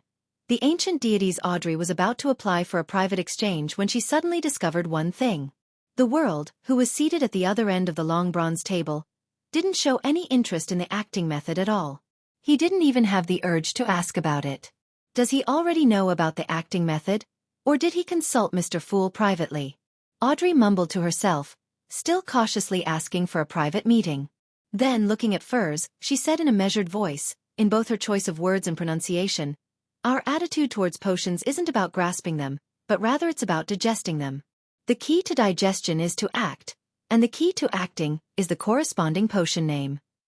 "Why?" blurted Furs. After a moment of deliberation, she added another question. "Then, how should one act?" Audrey recalled Mr. Fool's pose and examples, repeating the description of the castle, the guards, the invitation, the disguise, and finally saying, "In short, the goal of acting is to reconcile the body, heart, and soul, bypassing the stubborn resistance of the remnant headstrong psyche of the potion so as to assimilate and digest it." As a fiction writer, Furs had a strong imagination. After Justice was done with her description, she had already sketched out the corresponding scenes in her mind, and she had basically understood what Justice was trying to convey. "Is that so? So this is how you eliminate the remnant psyche influence in the potion and reduce the risk of losing control. The more I think about it, the more I feel that this is possible." The bewilderment in her mind gradually lessened, and the feeling of surprise slowly filled her heart. Finally she asked for confirmation. "Was this taught by Mr. Fool?" "Yes, if not for Mr. Fool, we might have already lost control. Our continued existence is proof of the acting method's effectiveness," Justice praised from the bottom of her heart. Phew. Furs exhaled and felt her future brighten with hope. Could this be the fortuitous encounters described in all kinds of novels? This feels so good. However, I shouldn't be careless. Mr. Fool might be a malicious, evil god with deep secrets. Furs reminded herself. Immediately, she began to think about an even more important question. How to act as an apprentice. Just from the word alone, apprentice means that one's skills are not mature enough in various aspects. Does this mean that one should still accept guidance and focus on studying? One shouldn't flaunt one's superiority and be arrogant, and one has to understand the insignificance of their own strength? Furs quickly let her thoughts wander and didn't realize that the environment for individual communication had been discontinued. At that moment, the son, Derek, looked around silently, gritted his teeth and said, "I want to know which 7 gods you are talking about, and the general situation regarding them." He couldn't help but ask this question that had been plaguing his mind for a long time. "I know that." Audrey almost failed to react at first, but she quickly figured out what the son was asking and raised her right hand slightly. At the same time, the hanged man and the world also indicated that they could answer. "What are they doing?" Furs looked on blankly, trying to remember what had just happened. After a moment, she remembered the son's question. She then began ruminating over the implied meaning behind his words. It can't be? He actually doesn't know about the 7 gods? Where did he come from? Furs looked at Mr. Sun, who was just a teenager. In the northern continent, other than insensible children, there wasn't anyone who didn't know of the 7 orthodox deities. Even the poor who struggled to survive and the tramps were no exception. To them, the occasional free food offered by the cathedrals was so tempting that the workhouse was a flame of despair. People from the southern continent's colonies? However, there's no need for him to ask such a simple question. Just find a cathedral and ask a pastor or a priest to preach a sermon, and you'll be able to figure out the relevant content. Where does the sun actually live? What a freak! Furs looked from side to side while mumbling to herself, but Miss Justice, Mr. Hanged Man, and Mr. World weren't surprised. At that moment, the fog-immersed Klein saw that there were 3 people eager to answer. He smiled and said, "Mr. Sun, who do you want to trade with? What are you willing to pay?" The son Derek pursed his lips and thought for a few seconds. "I'll trade with each of them individually. Only then can I obtain the most comprehensive information." In the harsh environment of the City of Silver, Derek had matured quite a bit from his previous patrols and clearance operations. He paused for a moment before requesting, "The reward is that you can ask me a question, the kind that I can answer." "I agree. I'm very interested in the city of Silva." Audrey smiled faintly without any hesitation. "City of Silver? Where is this place? Why haven't I heard of it?" Furs looked around blankly, feeling completely at a loss as to what they were talking about. Audrey glanced at her and kindly explained, "Mr. Sun is neither in the northern or southern continent, nor is he on an island in the ocean. The City of Silver is located outside of our understanding, or you can say he is beyond the limits of our exploratory efforts." "Are you kidding me?" Furs subconsciously had this thought. However, with that thought, based on the Sun's performance, and the fact that it was impossible that the others were ganging up to cheat her, Furs quickly accepted Audrey's explanation. "This secret gathering is even more incredible than I thought. Mr. Fool is more powerful than I thought." Furs exhaled silently and sighed with emotion.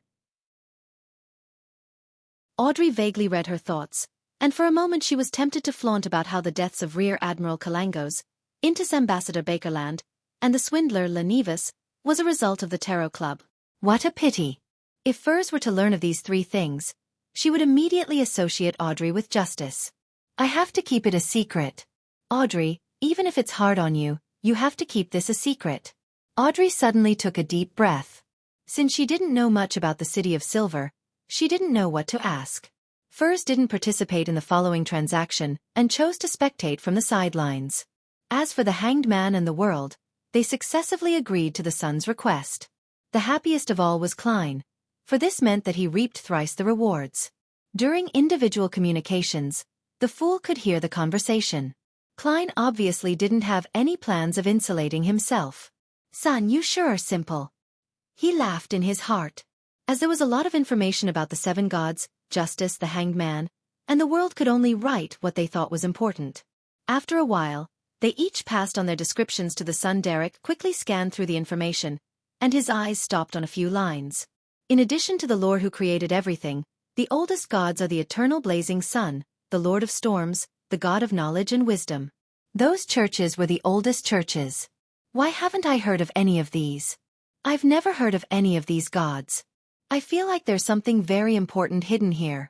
Derek knew that each Tarot Club gathering had a time limit, so he hastily ended his review, intending to go back and pray to Mr. Fool for help in awakening his memories.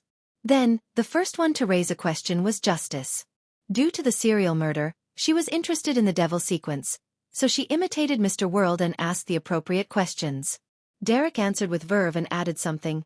In the corresponding sequence 7, a Beyonder of the Abyss pathway can effectively interfere with divination and spirit channeling. A devil's powers sure are terrifying. I wonder if my sequence 7 psychiatrist will result in a qualitative change. Or would I need to be sequence 6? Audrey felt a little apprehensive from what she heard. The second question came from the Hanged Man. He seemed to have considered this question for a long time. Looking at the sun, he opened his mouth and said in a deep voice, "I want to know the creation myth of the City of Silver." The slightly tense Derek relaxed a little and said, "The omniscient and omnipotent God created everything and entered a state of deep slumber. The giant king, Ormer, the dragon of imagination, Ankwelt, the elf king, Saniathrim, the vampire ancestor, Lilith, the devil monarch, Farbati, the phoenix ancestor, Gregrace, the mutated king, Kvaster, and the king of demonic wolves, Phlegria split the remnant powers of authority, becoming lords of the sky, land, and ocean. They ruled over reality, the spirit world, and the astral world. They were deities who ruled over various races and were truly deities, the ancient gods." Phlegria? Klein, who was listening, suddenly noticed a familiar word. Whenever he advanced, or when his condition was unstable, or when he came into contact with the remnant influence of the Antigonus family's diary, he would always hear some illusory, incomprehensible raving coming from somewhere. Hornasis. Phlegria. Hornasis. Phlegria. Hornasis. Phlegria. Klein had known for a long time that Hornasis was referring to the mountain range where the ruins of the nation of the Evernight was, but he had never known what the word Phlegria meant. And now, for the first time, he heard Phlegria coming out of someone else's mouth. King of demonic wolves, an ancient deity. But why was he involved with the Hornasis mountain range? Klein maintained his unperturbed position as he quietly listened to Derek's recount. Some of them perished in the battle among themselves, while others were stripped of their power after the awakening of the Lord that created everything, the omnipotent and omniscient God. The first part is the creation myth, and the second part is about the City of Silver's true history. Alger wanted to know more, but as the son was unwilling to say more, he could only stop in time and turn his attention to thinking. The king of demonic wolves, Phlegria, had left the stage of history in the second epoch, in the dark epoch long before the cataclysm. As he pondered, Klein manipulated the world to ask a question. What he had wanted to ask was which sequence allowed a Beyonder to freely switch between the body and the spirit, just as Miss Sharon did. If the son wasn't aware of the answer, he could consider something else. But now, he had something more important to know about, so he hoarsely said, "Everything about the king of demonic wolves, Phlegria." The son, Derek, looked at Mr. World in astonishment and frowned. "I don't know much about this ancient deity. He's also known as the Annihilation Demonic Wolf and the Evernight Demonic Wolf." Evernight Demonic Wolf. Evernight? Klein slightly narrowed his eyes. Chapter 314. Possible. The nation of the Evernight, at the peak of the Hornaces mountain range, believed in the ruler of the Evernight, the mother of the sky. Is there some connection between that and the Evernight Demonic Wolf, Phlegria? The illusory ravings I hear are actually Hornaces. Phlegria? What is the connection between the ancient god, Evernight Demonic Wolf Phlegria, and the goddess? According to Roselle, sequence 0 is equivalent to a true god, and each sequence can only have one sequence 0. The goddess had inherited the power from the Evernight Demonic Wolf?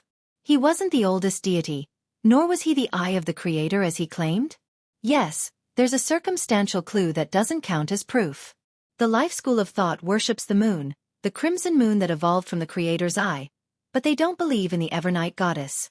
Klein suddenly made several connections as he manipulated the world to speak. Is there nothing else? No. Matters regarding the king of demonic wolves, Phlegria, is also considered a myth in the City of Silver. Derek felt as though he had not given any answers. He suggested out of embarrassment, "Mr. World, you can change to another question." Change the question? Little son, you're too honest.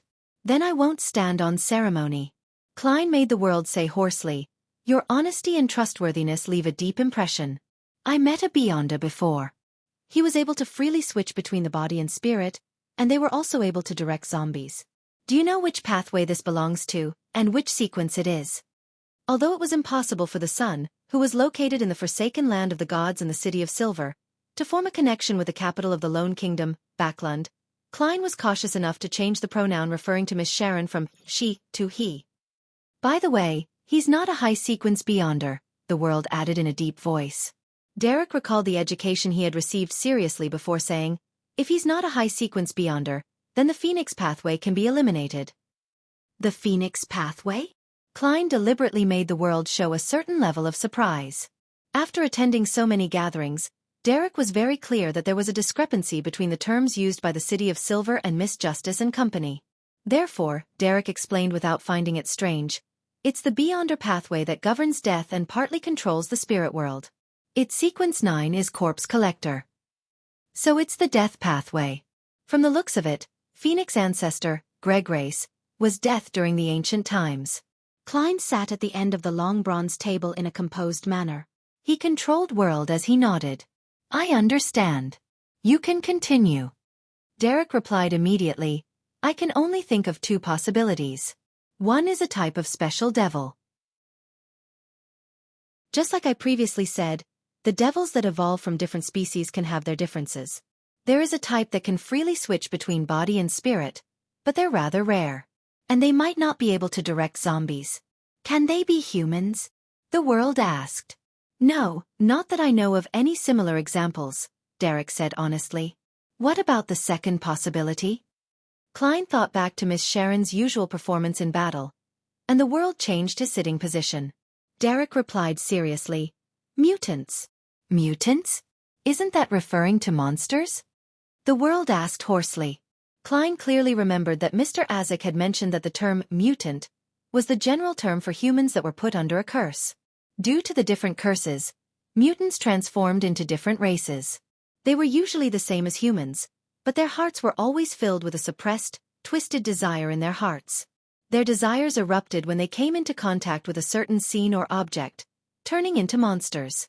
They would then succumb to their desires for blood and bloodshed. Every time they unleashed their desires, they would become slightly more merciless and apathetic. Finally, they would lose all their positive feelings that are expected of a human. The most common mutant was the werewolf. Derek nodded frankly and said, "That's right.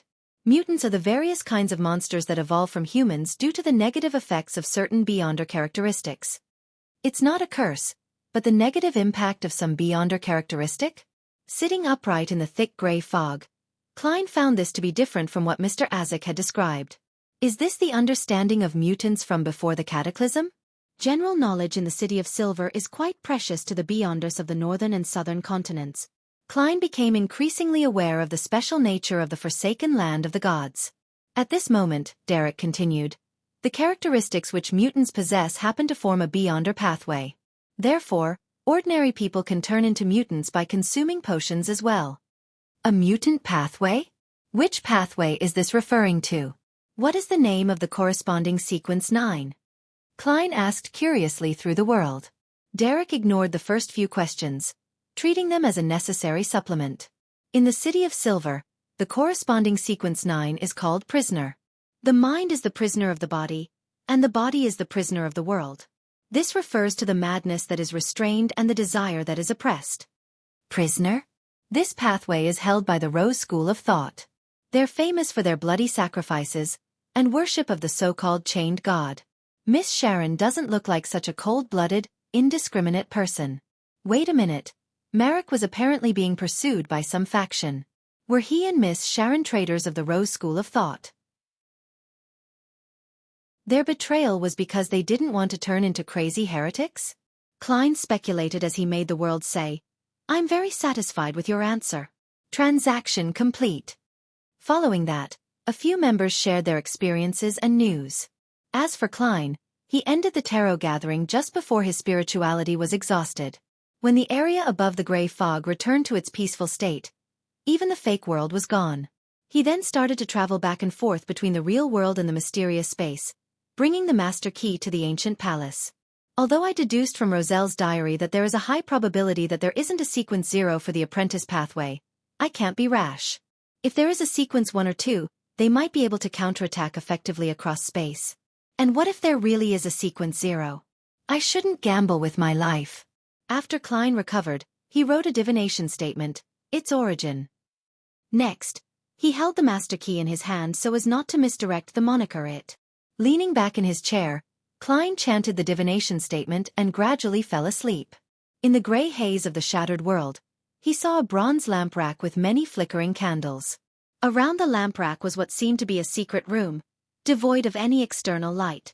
There were long tables, black iron pots, glass jars, brown-colored notebooks, and other items. A young man wearing a classic black robe stood in front of the long table, staring at the potion in his hand. Ancestors, I am about to embark on the path of extraordinariness. I will definitely reproduce the illustrious glory of the Abraham family. He mumbled to himself and drank the potion. The muscles on his face contorted in pain. Suddenly, he cried out miserably and fell to the ground. He squirmed continuously, strangling himself. After a few seconds, he tore off his clothes, stripped off his skin, and turned into a monster covered in blood. Boom! His flesh exploded, and each piece of flesh seemed to possess a life of its own as they continued to crawl in every direction, leaving behind signs of corrosion. In the end, they were unable to leave the secret chamber and gradually calmed down. The specks of light gathered together and combined together with a broken finger, forming an ancient and simple-looking brass-colored key. At the same time, Klein saw a silver pocket watch inlaid with diamonds among the tattered clothes. After the dream ended, he opened his eyes and looked forward. He said with a sigh, seriously, he said he wanted to restore the glory of the Abraham family, but he failed at the first step. It's risky even at sequence 9. The Abraham family was a powerful aristocratic family of the Tudor dynasty during the Fourth Epoch. It was said that they held the Beyonder pathway of apprentice, but it was very likely that it was incomplete. Klein recalled the scene he had just seen. He tapped his fingers on the edge of the table and muttered to himself. He spoke in the Lone language. I can't tell where his accent is from. It was during the last 10 years since it became popular to embed pure diamonds into pocket watches. Perhaps I should visit the Harvest Church when I have the time and ask Father Utravsky where he got his master key from. Perhaps I can find some clues. Just as Klein was about to leave the fog, the illusory star that symbolized the magician began to swell and contract. Furs was requesting a sacrificial ritual. Furs usually wouldn't have carried so much cash on her, but she had been planning to attend a Beyonder gathering, so she had left £500 to see if she could buy what she wanted. Who knew that the corresponding gathering had been cancelled because of the circumstances? Now she could use it to pay for the apothecary formula and the acting method, a total of £430. Seeing the screen of light appear and seeing the paper money disappear, it took Furs a few seconds to react. She sincerely thanked Mr. Fool. I shall sell the apothecary formula to Viscount Glaint for £300. I can't be too greedy, or else this will ruin our long-term partnership. As for Miss Audrey, I'll ignore her for the time being. She has hopes of coming into contact with the psychology alchemists and obtaining the corresponding formula directly. If there's really no hope with that, I'll try purchasing it from the tarot gathering. Say, I have to see if the acting method is effective. If it is, then I have to consider how to pray to Mr. Fool. Oh, Zio is such a fool. She has always been acting as an arbiter and had unknowingly fulfilled the requirements of the acting method. Furs began thinking of the future. When he received the £430, Klein also received a prayer from Miss Justice. She said that if Mr. Fool's adorer no longer needed cash, she could promise to exchange the £200 for Roselle's diary entries to make sure that Mr. Fool was satisfied. I'm satisfied. I'm only a few dozen pounds short of £1,000. Klein declined Miss Justice's offer. Then, he busily helped the son awaken his memories regarding the 7 gods. After doing all this, Klein returned to the real world in exhaustion. He drew the curtains open and started going through the dossier with the information regarding the serial murders, searching for the animal that might have existed.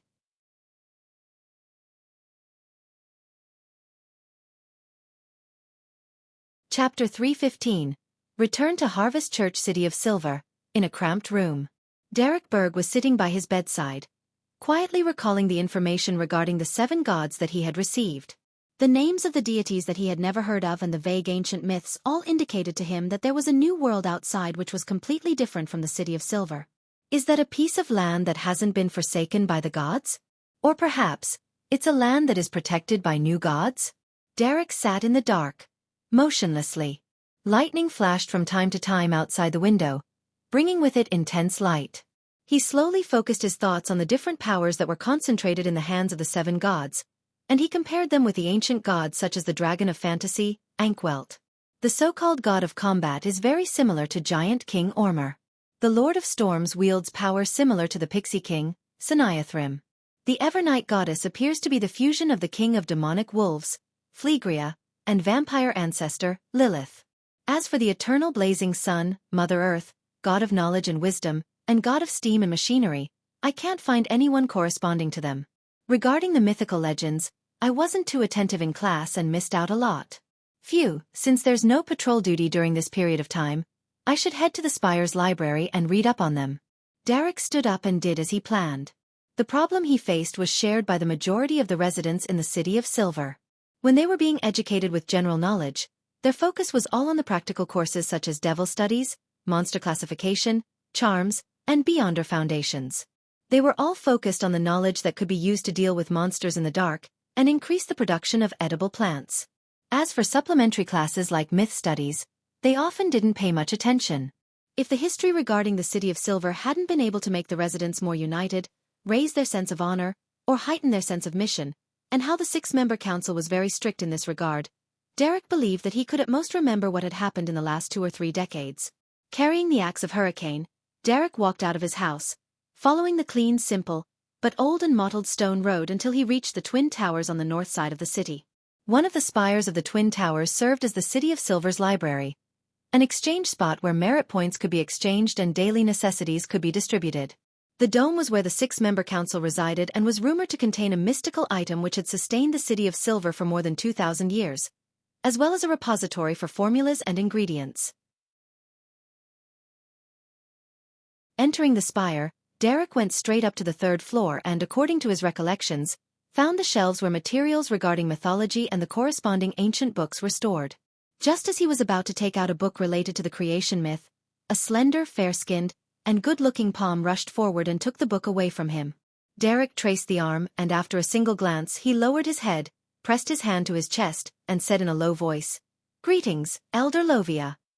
The one who had taken the book from him was one of the members of the 6-member council, Shepherd Lovia. She wore a long black robe embroidered with mysterious purple patterns. Her silvery gray hair was thick but curled up slightly. Her face was smooth and fair, her appearance gorgeous. She looked to be in her early 30s, and her pair of light gray eyes seemed to be able to pierce through one's soul. Lovia tersely acknowledged Derek's greeting and gently nodded her head without saying anything else. She silently took the ancient book and left the space between the two bookshelves. Elder Lovia seems to have returned to normal. She's not like before, always switching between different temperaments at random. Sometimes crying, sometimes sneering, sometimes grunting angrily, sometimes indifferent. Such a thought subconsciously flashed across Derek's mind. Suddenly, he felt an inexplicable sense of fear. It was because Elder Lovia was acting normally. Normal. After reading through the entire dossier, Klein found no record of any animals. It was obvious that the original investigation had overlooked this problem. Yeah, I have to remember my earlier considerations. I can't rashly perform my own investigations. Without talking about how I don't have the special means or confidence to avoid a devil's intuition towards danger, just the possibility of me meeting a nighthawk would be a very troublesome matter. My goal is to always take an auxiliary role. My job is to analyze the case and suggest conjectures and determine if a clue is authentic. Klein considered what he needed to do. After understanding the abilities of a devil, he temporarily didn't dare to hand over the matter of investigating whether or not the previous suspects had pets to Stuart. That would have a high chance of injuring Stuart. It's only in the preliminary stage of investigations without any direction. It's likely Stuart wouldn't encounter any problems. A devil isn't like those bunch of lunatics from the Aurora Order. He wouldn't proactively expose himself. Tomorrow or the day after, Stuart will definitely hand in a report. Perhaps there might be clues that others might not be able to detect. Klein stood up and stuffed his hands into his pockets as he paced around the activity room. Now, his dilemma was on how to get the main investigation body to include animals under their radar. I definitely can't mention it directly, as that would attract the suspicion of others. It would be the same if I attempted to guide them in the dark. Klein thought carefully as he weighed the matter seriously before finally deciding on a plan. He pulled out a letter, grabbed a fountain pen and wrote, "Dear Mr. Stanton, I thought of a problem." Previously, when the detectives were in discussion, they all found the murderer's actions skilled without any hint of inexperience. They believed that he couldn't be born with such skill and that he must have had a lot of experience to build up his foundation. Examples of such people can be surgical students from med school or a butcher. Back then, I thought he might have done something like this before. It's a direction for investigation, and it's what I'm paying the most attention to right now. But after thinking about it over and over again for the past 2 days, I don't think it's comprehensive enough. Perhaps, he didn't rely on killing people to gain experience. Is it possible that he practiced with poor animals? Different kinds of living animals. The number of animals that die in Backlund daily is innumerable, and those that disappear in the sewers are also unknown. Therefore, these are very good training targets. This is my inchoate opinion. I hope to communicate with you. Sherlock Moriarty. Klein didn't directly mention that the murderer might have been an animal that had turned into a devil. He also used the reason of practice, hoping that Isengard Stanton would take note of the neglected animal world, thereby reminding the official Beyonders responsible for the case. While he was writing, he suddenly felt that this was also a direction. The reason why the devil hadn't been caught all this time was because it had been hunting animals most of the time. And the hunting of animals wasn't something worth paying attention to. Well, let's hope it will inspire them. Klein folded the letter and dressed up to deliver it to the mailbox at the end of the street. 15 minutes later, Lawyer Jurgen, who saw Detective Sherlock passing by his oriel window again and again, finally couldn't stop his urge to open his door and asked politely, "Mr. Moriarty, did you forget your key?" Sort of." Klein squeezed out a smile. "Why don't you come to my house as a guest? After dinner, you can go back after dark. I know that you private detectives are very good at climbing. Jurgen invited him in with a serious expression. Seriously? Klein was stunned for a second before he smiled sincerely. It's my honor. After all, lawyer Jurgen's grandmother had the standard of a capable chef. And he could also tease the cat while he was there. When it was completely dark, Klein, having had his fill, rested for a while at home before leaving Minsk Street with his cane. He planned to make another trip to Rose Street, on the south side of the bridge, and ask Bishop Utravsky about the origin of the master key. With the help of dowsing rod seeking, he successfully arrived at the Harvest Church in the dead of night and sneaked in through the same route as before. However, Bishop Utravsky wasn't repenting in the cathedral's hall tonight. There were only rows of pews in the silence and gloom. He's resting. Klein felt slightly puzzled as he walked towards the living area at the back of the hall. As he rounded the corner, he saw the tall, giant-like Bishop Utravsky walking up the basement stairs. The heavy stone doors situated there were being banged on by someone. Who did he detain in the basement? Klein instantly thought of a series of warped ideas. Bishop Utravsky looked up and saw Klein disguised the same as before. He was also surprised as he asked, "Haven't you found your way home yet? Do I look like someone who's been lost for so long?" Klein forced a smile. "Father, I'm not lost." "You think that the formula is fake? That's impossible." Bishop Utravsky frowned and stopped midway up the stairs. As a result, he was at the same height as Klein. "No, it's genuine," Klein answered honestly. At this moment, the basement stone door was thumped again with ever-increasing intensity. Along with the thumps was a male voice that shouted, "Let me out." "This is..." Klein couldn't help but ask. Bishop Utravsky smiled warmly and said, "A vampire." As soon as he finished, the man in the basement shouted, "What's wrong with being a vampire? Do you think vampires should be locked up here? Do I have to listen to your nagging and scripture recitals every day? Bullshit, I'm a noble sanguine, so don't use such a vulgar name to describe me. Let me tell you, I worship the moon, and I'll absolutely not convert to a believer of Mother Earth. Give up, you damned priest." It was Klein's first time meeting a real vampire, so he couldn't help but ask, "Father, where did you catch him?" Bishop Utravsky gave Klein an odd look before saying, "He is the original owner of the master key. One day, he got lost and entered this cathedral." Klein seriously considered the dilemma of whether he should carry the master key with him in the future or not. "It's a good thing that I can divine," he thought thankfully. It just so happened that he had entered a state where he thirsted for blood, and I had discovered his abnormality, Bishop Utravsky added with a smile. "Bullshit, don't talk about blood. What I need is the blood of a beautiful young girl, not the blood of a dirty old man like you." The vampire in the basement suddenly became enraged. Bishop Utravsky explained without a trace of anger, "When he craves blood, I will give him some of mine." Klein nodded and looked again. He found that the heavy stone door in the basement was engraved with the sacred emblem of life and many mysterious symbols, forming a complete seal. During the day, when more and more people start praying, it would be impossible for the sound to even reach the outside. Klein made a preliminary judgment. "Is there anything I can help you with?" At that moment, Bishop Utravsky asked. Klein answered frankly, "I want to know where the master key first came from." "You'll have to ask him." Bishop Utravsky pointed to the basement. The vampire inside suddenly became quiet before he leisurely laughed and said, "Friend, I can answer your question. But the condition is that you rescue me first."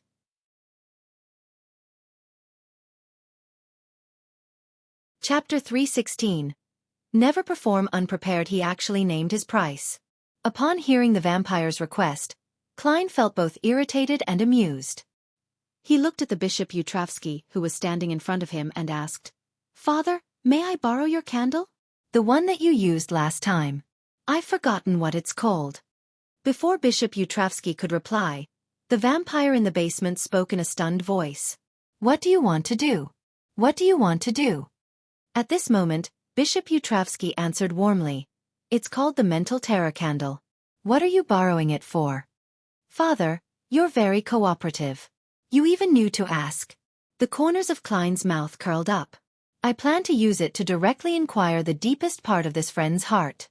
As you know, I'm quite talented in this area, and I'm very good at such matters." Before he could finish his sentence, the vampire in the basement had already shouted, Bastard, give up on your idea. You will be cursed if you do this to a noble sanguine. Hey.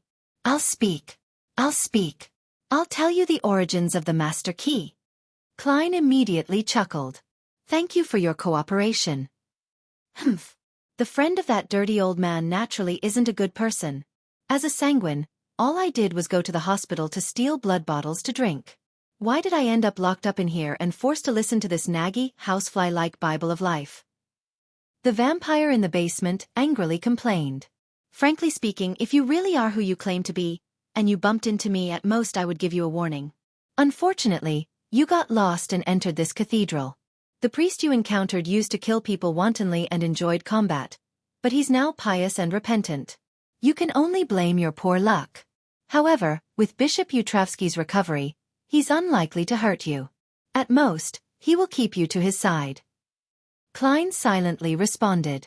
The vampire in the basement paused for a few seconds and said, About a month ago, I went to the hospital in Southborough to steal blood and ended up meeting a thief. He originally wanted to enter the hospital's finance department, but he ended up lost. He opened the door to the blood bank and ended up being caught by me. He was using that master key. He told me that he had found it back when he had burgled a particular house. He had also obtained a pocket watch with inlaid diamonds. In the basement. At first, he thought that the key would correspond to a room or safe. He made several attempts and found that the key could open all doors. This is no doubt an unimaginable surprise for a thief. After that, he enjoyed numerous successes until I caught him and confiscated his key. Damn, I didn't expect that the key would make one get lost back then. It matches the scene I saw with my divination. However, is there a curse on the master key?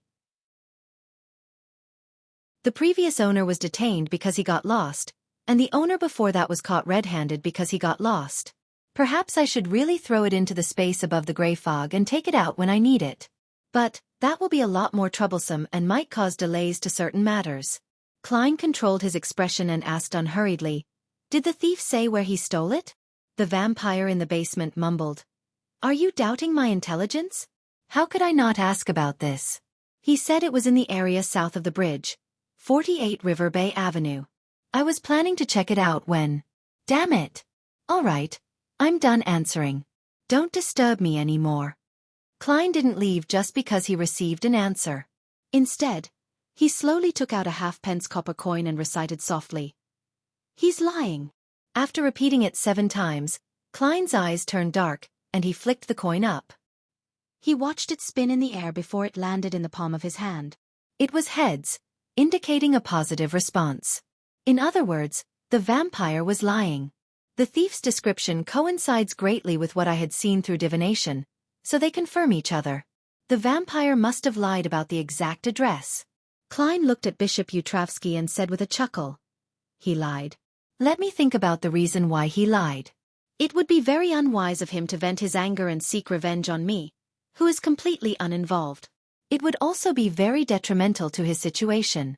So, I think he's actually using this method to call for help. That address might very well belong to a companion of his. Father, do you plan on paying a visit? The basement suddenly fell silent. After a few seconds, the vampire laughed and said, I just didn't want to tell you that easily. You threatened me just now, so I lied to take revenge on you. Isn't that normal? I can hear how forceful you are at trying to calm yourself down.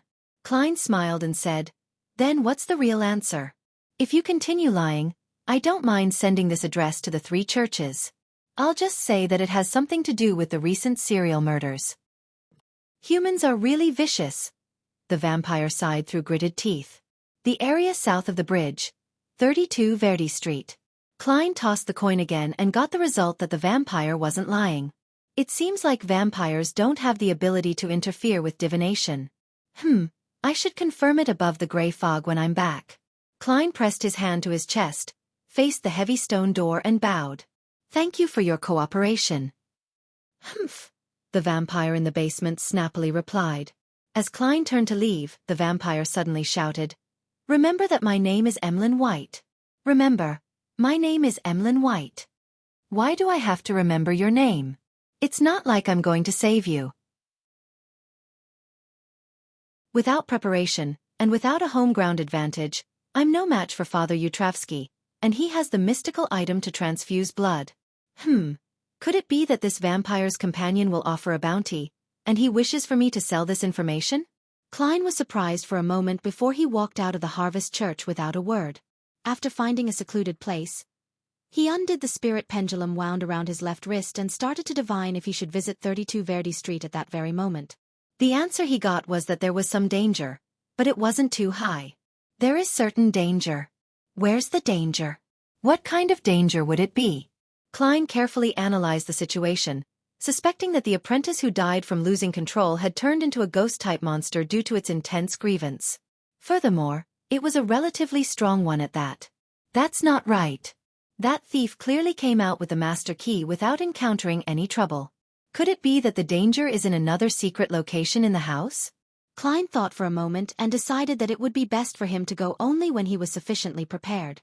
It prevented him from entering a situation in which he encountered an enemy whom he was unable to deal with his present Beyonder powers.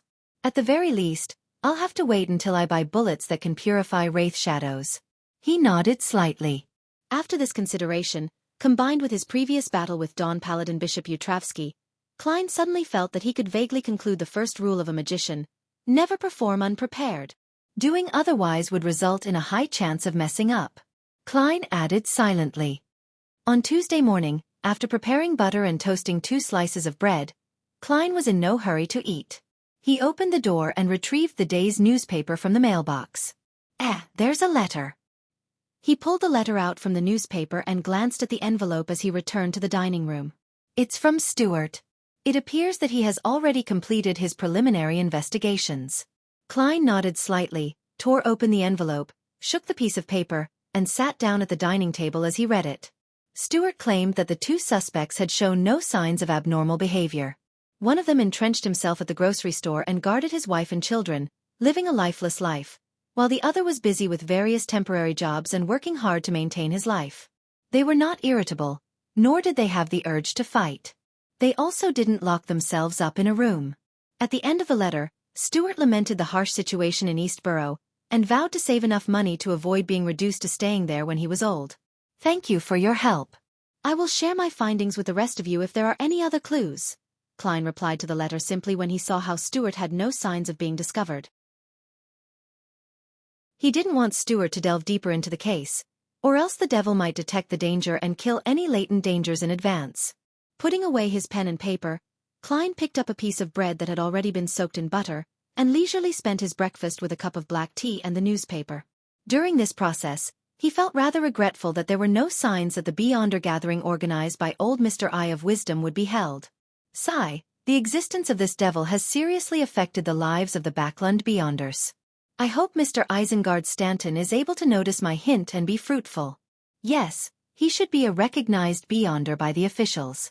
Klein put down the newspaper and picked up a napkin to wipe his mouth before he packed up to leave. His plan today had been already decided last week. He was to visit the Royal Museum for the Emperor Roselle Memorial Exhibition. In Empress Borough, the opulent villa of Count Hall, Audrey was wearing a light lace dress and Dawn's snow-white fur as she waited for her personal maidservant, and to help her put on a soft hat with pearls and a thin fishnet veil. Beside her, Susie sat there with a bow tied around her neck. My beautiful little princess, where do you plan on going? Count Hall asked, stroking his fine mustache as he descended the stairs. Audrey's eyes replied with bright eyes.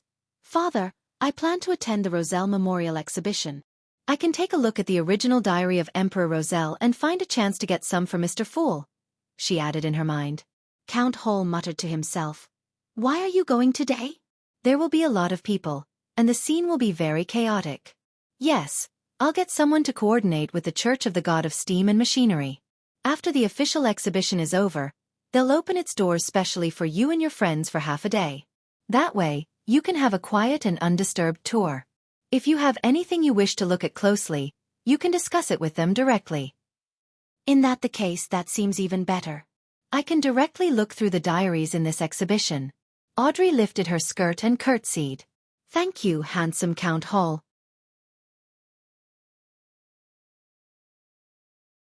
Chapter 317. Roselle Memorial Exhibition, Westborough, 2 Kings Avenue, Royal Museum. Although it wasn't a weekend, there was a long line at the door when Klein arrived. According to the descriptions in the newspapers and magazines, he knew that the world's middle class had fewer ways of entertaining themselves. Other than reading newspapers, reading novels, listening to opera concerts, playing tennis and squash, enjoying plays, and holding or attending banquets, there were only 3 options: going to a park, going to an exhibition, and going on vacation.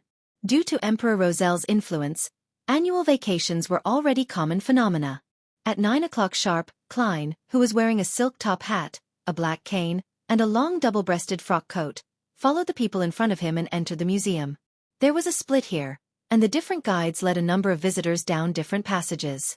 Klein and nearly 20 people followed a good-looking woman and listened to her introduction of Rosel's life.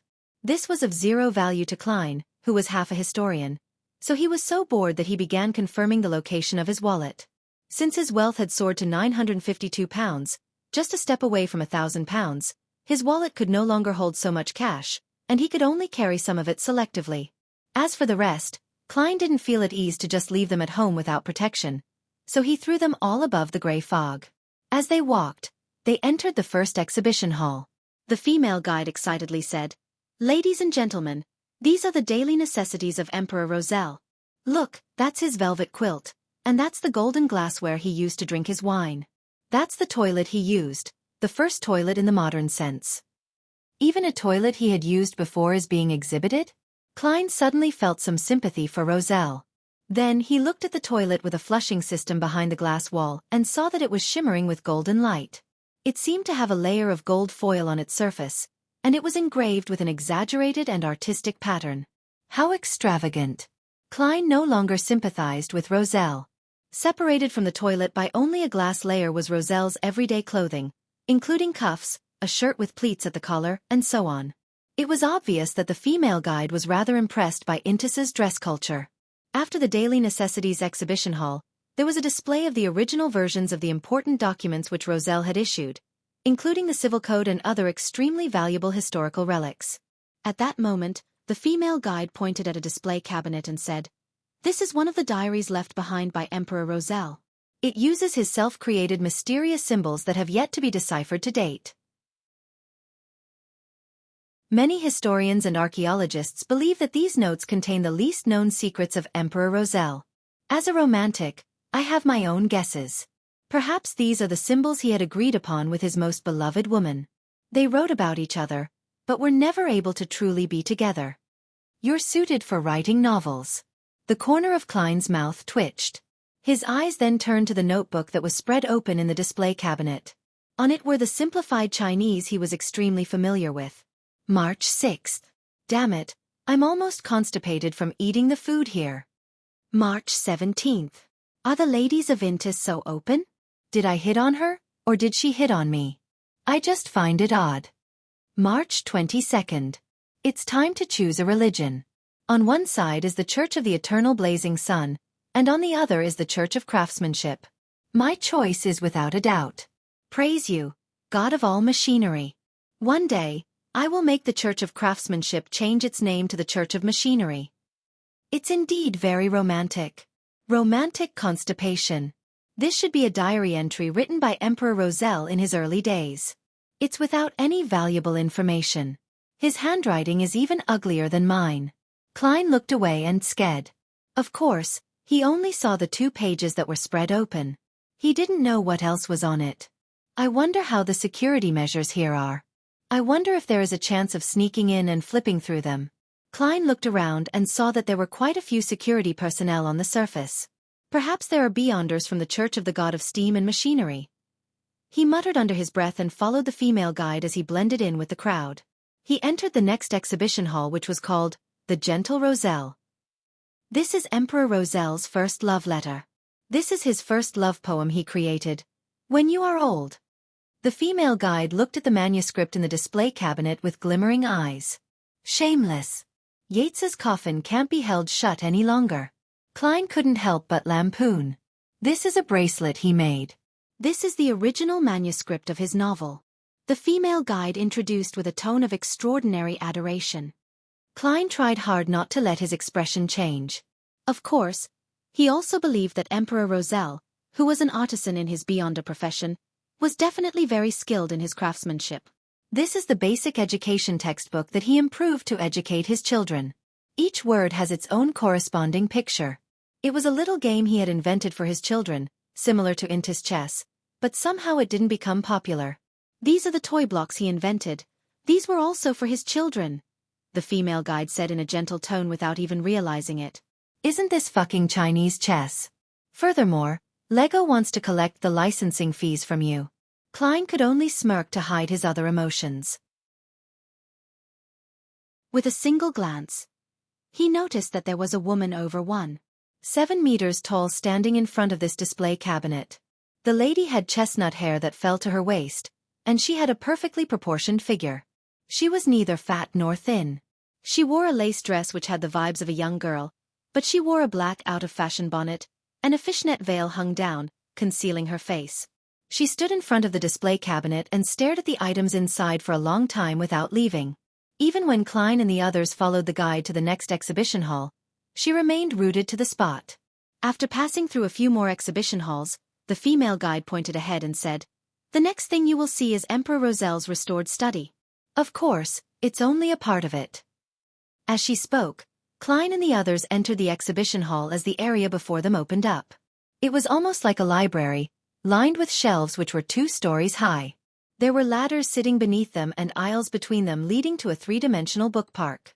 You can imagine how the owner of this place had once climbed up and down the ladder in search of the book that he wanted to read. The guide painted a vivid picture. No, Roselle would definitely send his servants to seek it out for him. He wouldn't do it himself. Klein silently refuted.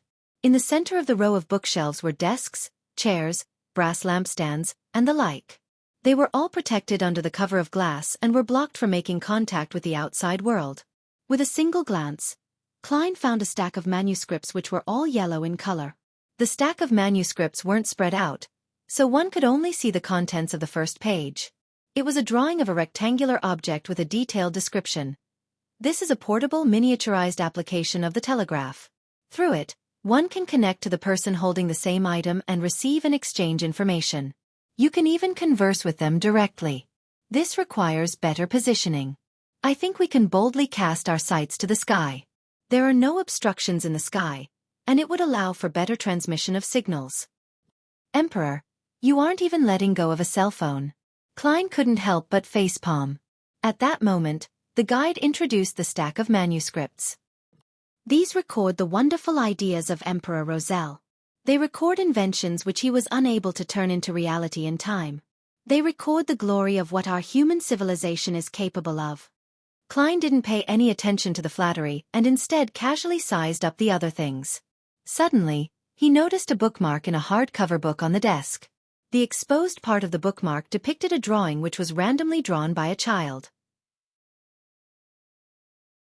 Emperor Roselle isn't good at drawing. Just as Klein was mocking inwardly, he suddenly thought of something. Roselle had once disguised a card of blasphemy as a bookmark and placed it inside a certain book. Could it be this one? Klein carefully observed for a few seconds, but he didn't find anything amiss. That's right. He had mentioned before that the cards of blasphemy possess anti-divination and anti-prophecy characteristics. Under normal circumstances, there's no way to discover their uniqueness. If it were so easily recognized, the Church of the God of Steam and Machinery would have long taken it away. Klein cast his gaze away and began scrutinizing the other books. He discovered that many of them had a bookmark in them, and all of these bookmarks were of different shapes. He pondered for a moment, and using his clown's ability to control his facial muscles, he curiously asked, "Are these all books that Emperor Roselle has read before?" "Sorry, are these the original books?" The female guide nodded firmly. "Yes, these are all the items from Emperor Roselle's study from back then. They include, but are not limited to, books, manuscripts, bookmarks, lampstands, ink bottles. But even more were destroyed during the several conflicts." Klein nodded slightly and studied the bookmarks again. Roselle had said in his diary that he was going to put the card of blasphemy in a very valuable book, so that no one would ever think that the most valuable thing in that book was actually an obscure bookmark. Well, which of these books are valuable? Klein began eliminating books as he recalled the details written in the diary. Glorious Era. Doesn't look like it. The history of the Intis Kingdom. Doesn't look like it. Geography of the northern continent. This might be possible, but it isn't very likely. The improved principles of steam machinery.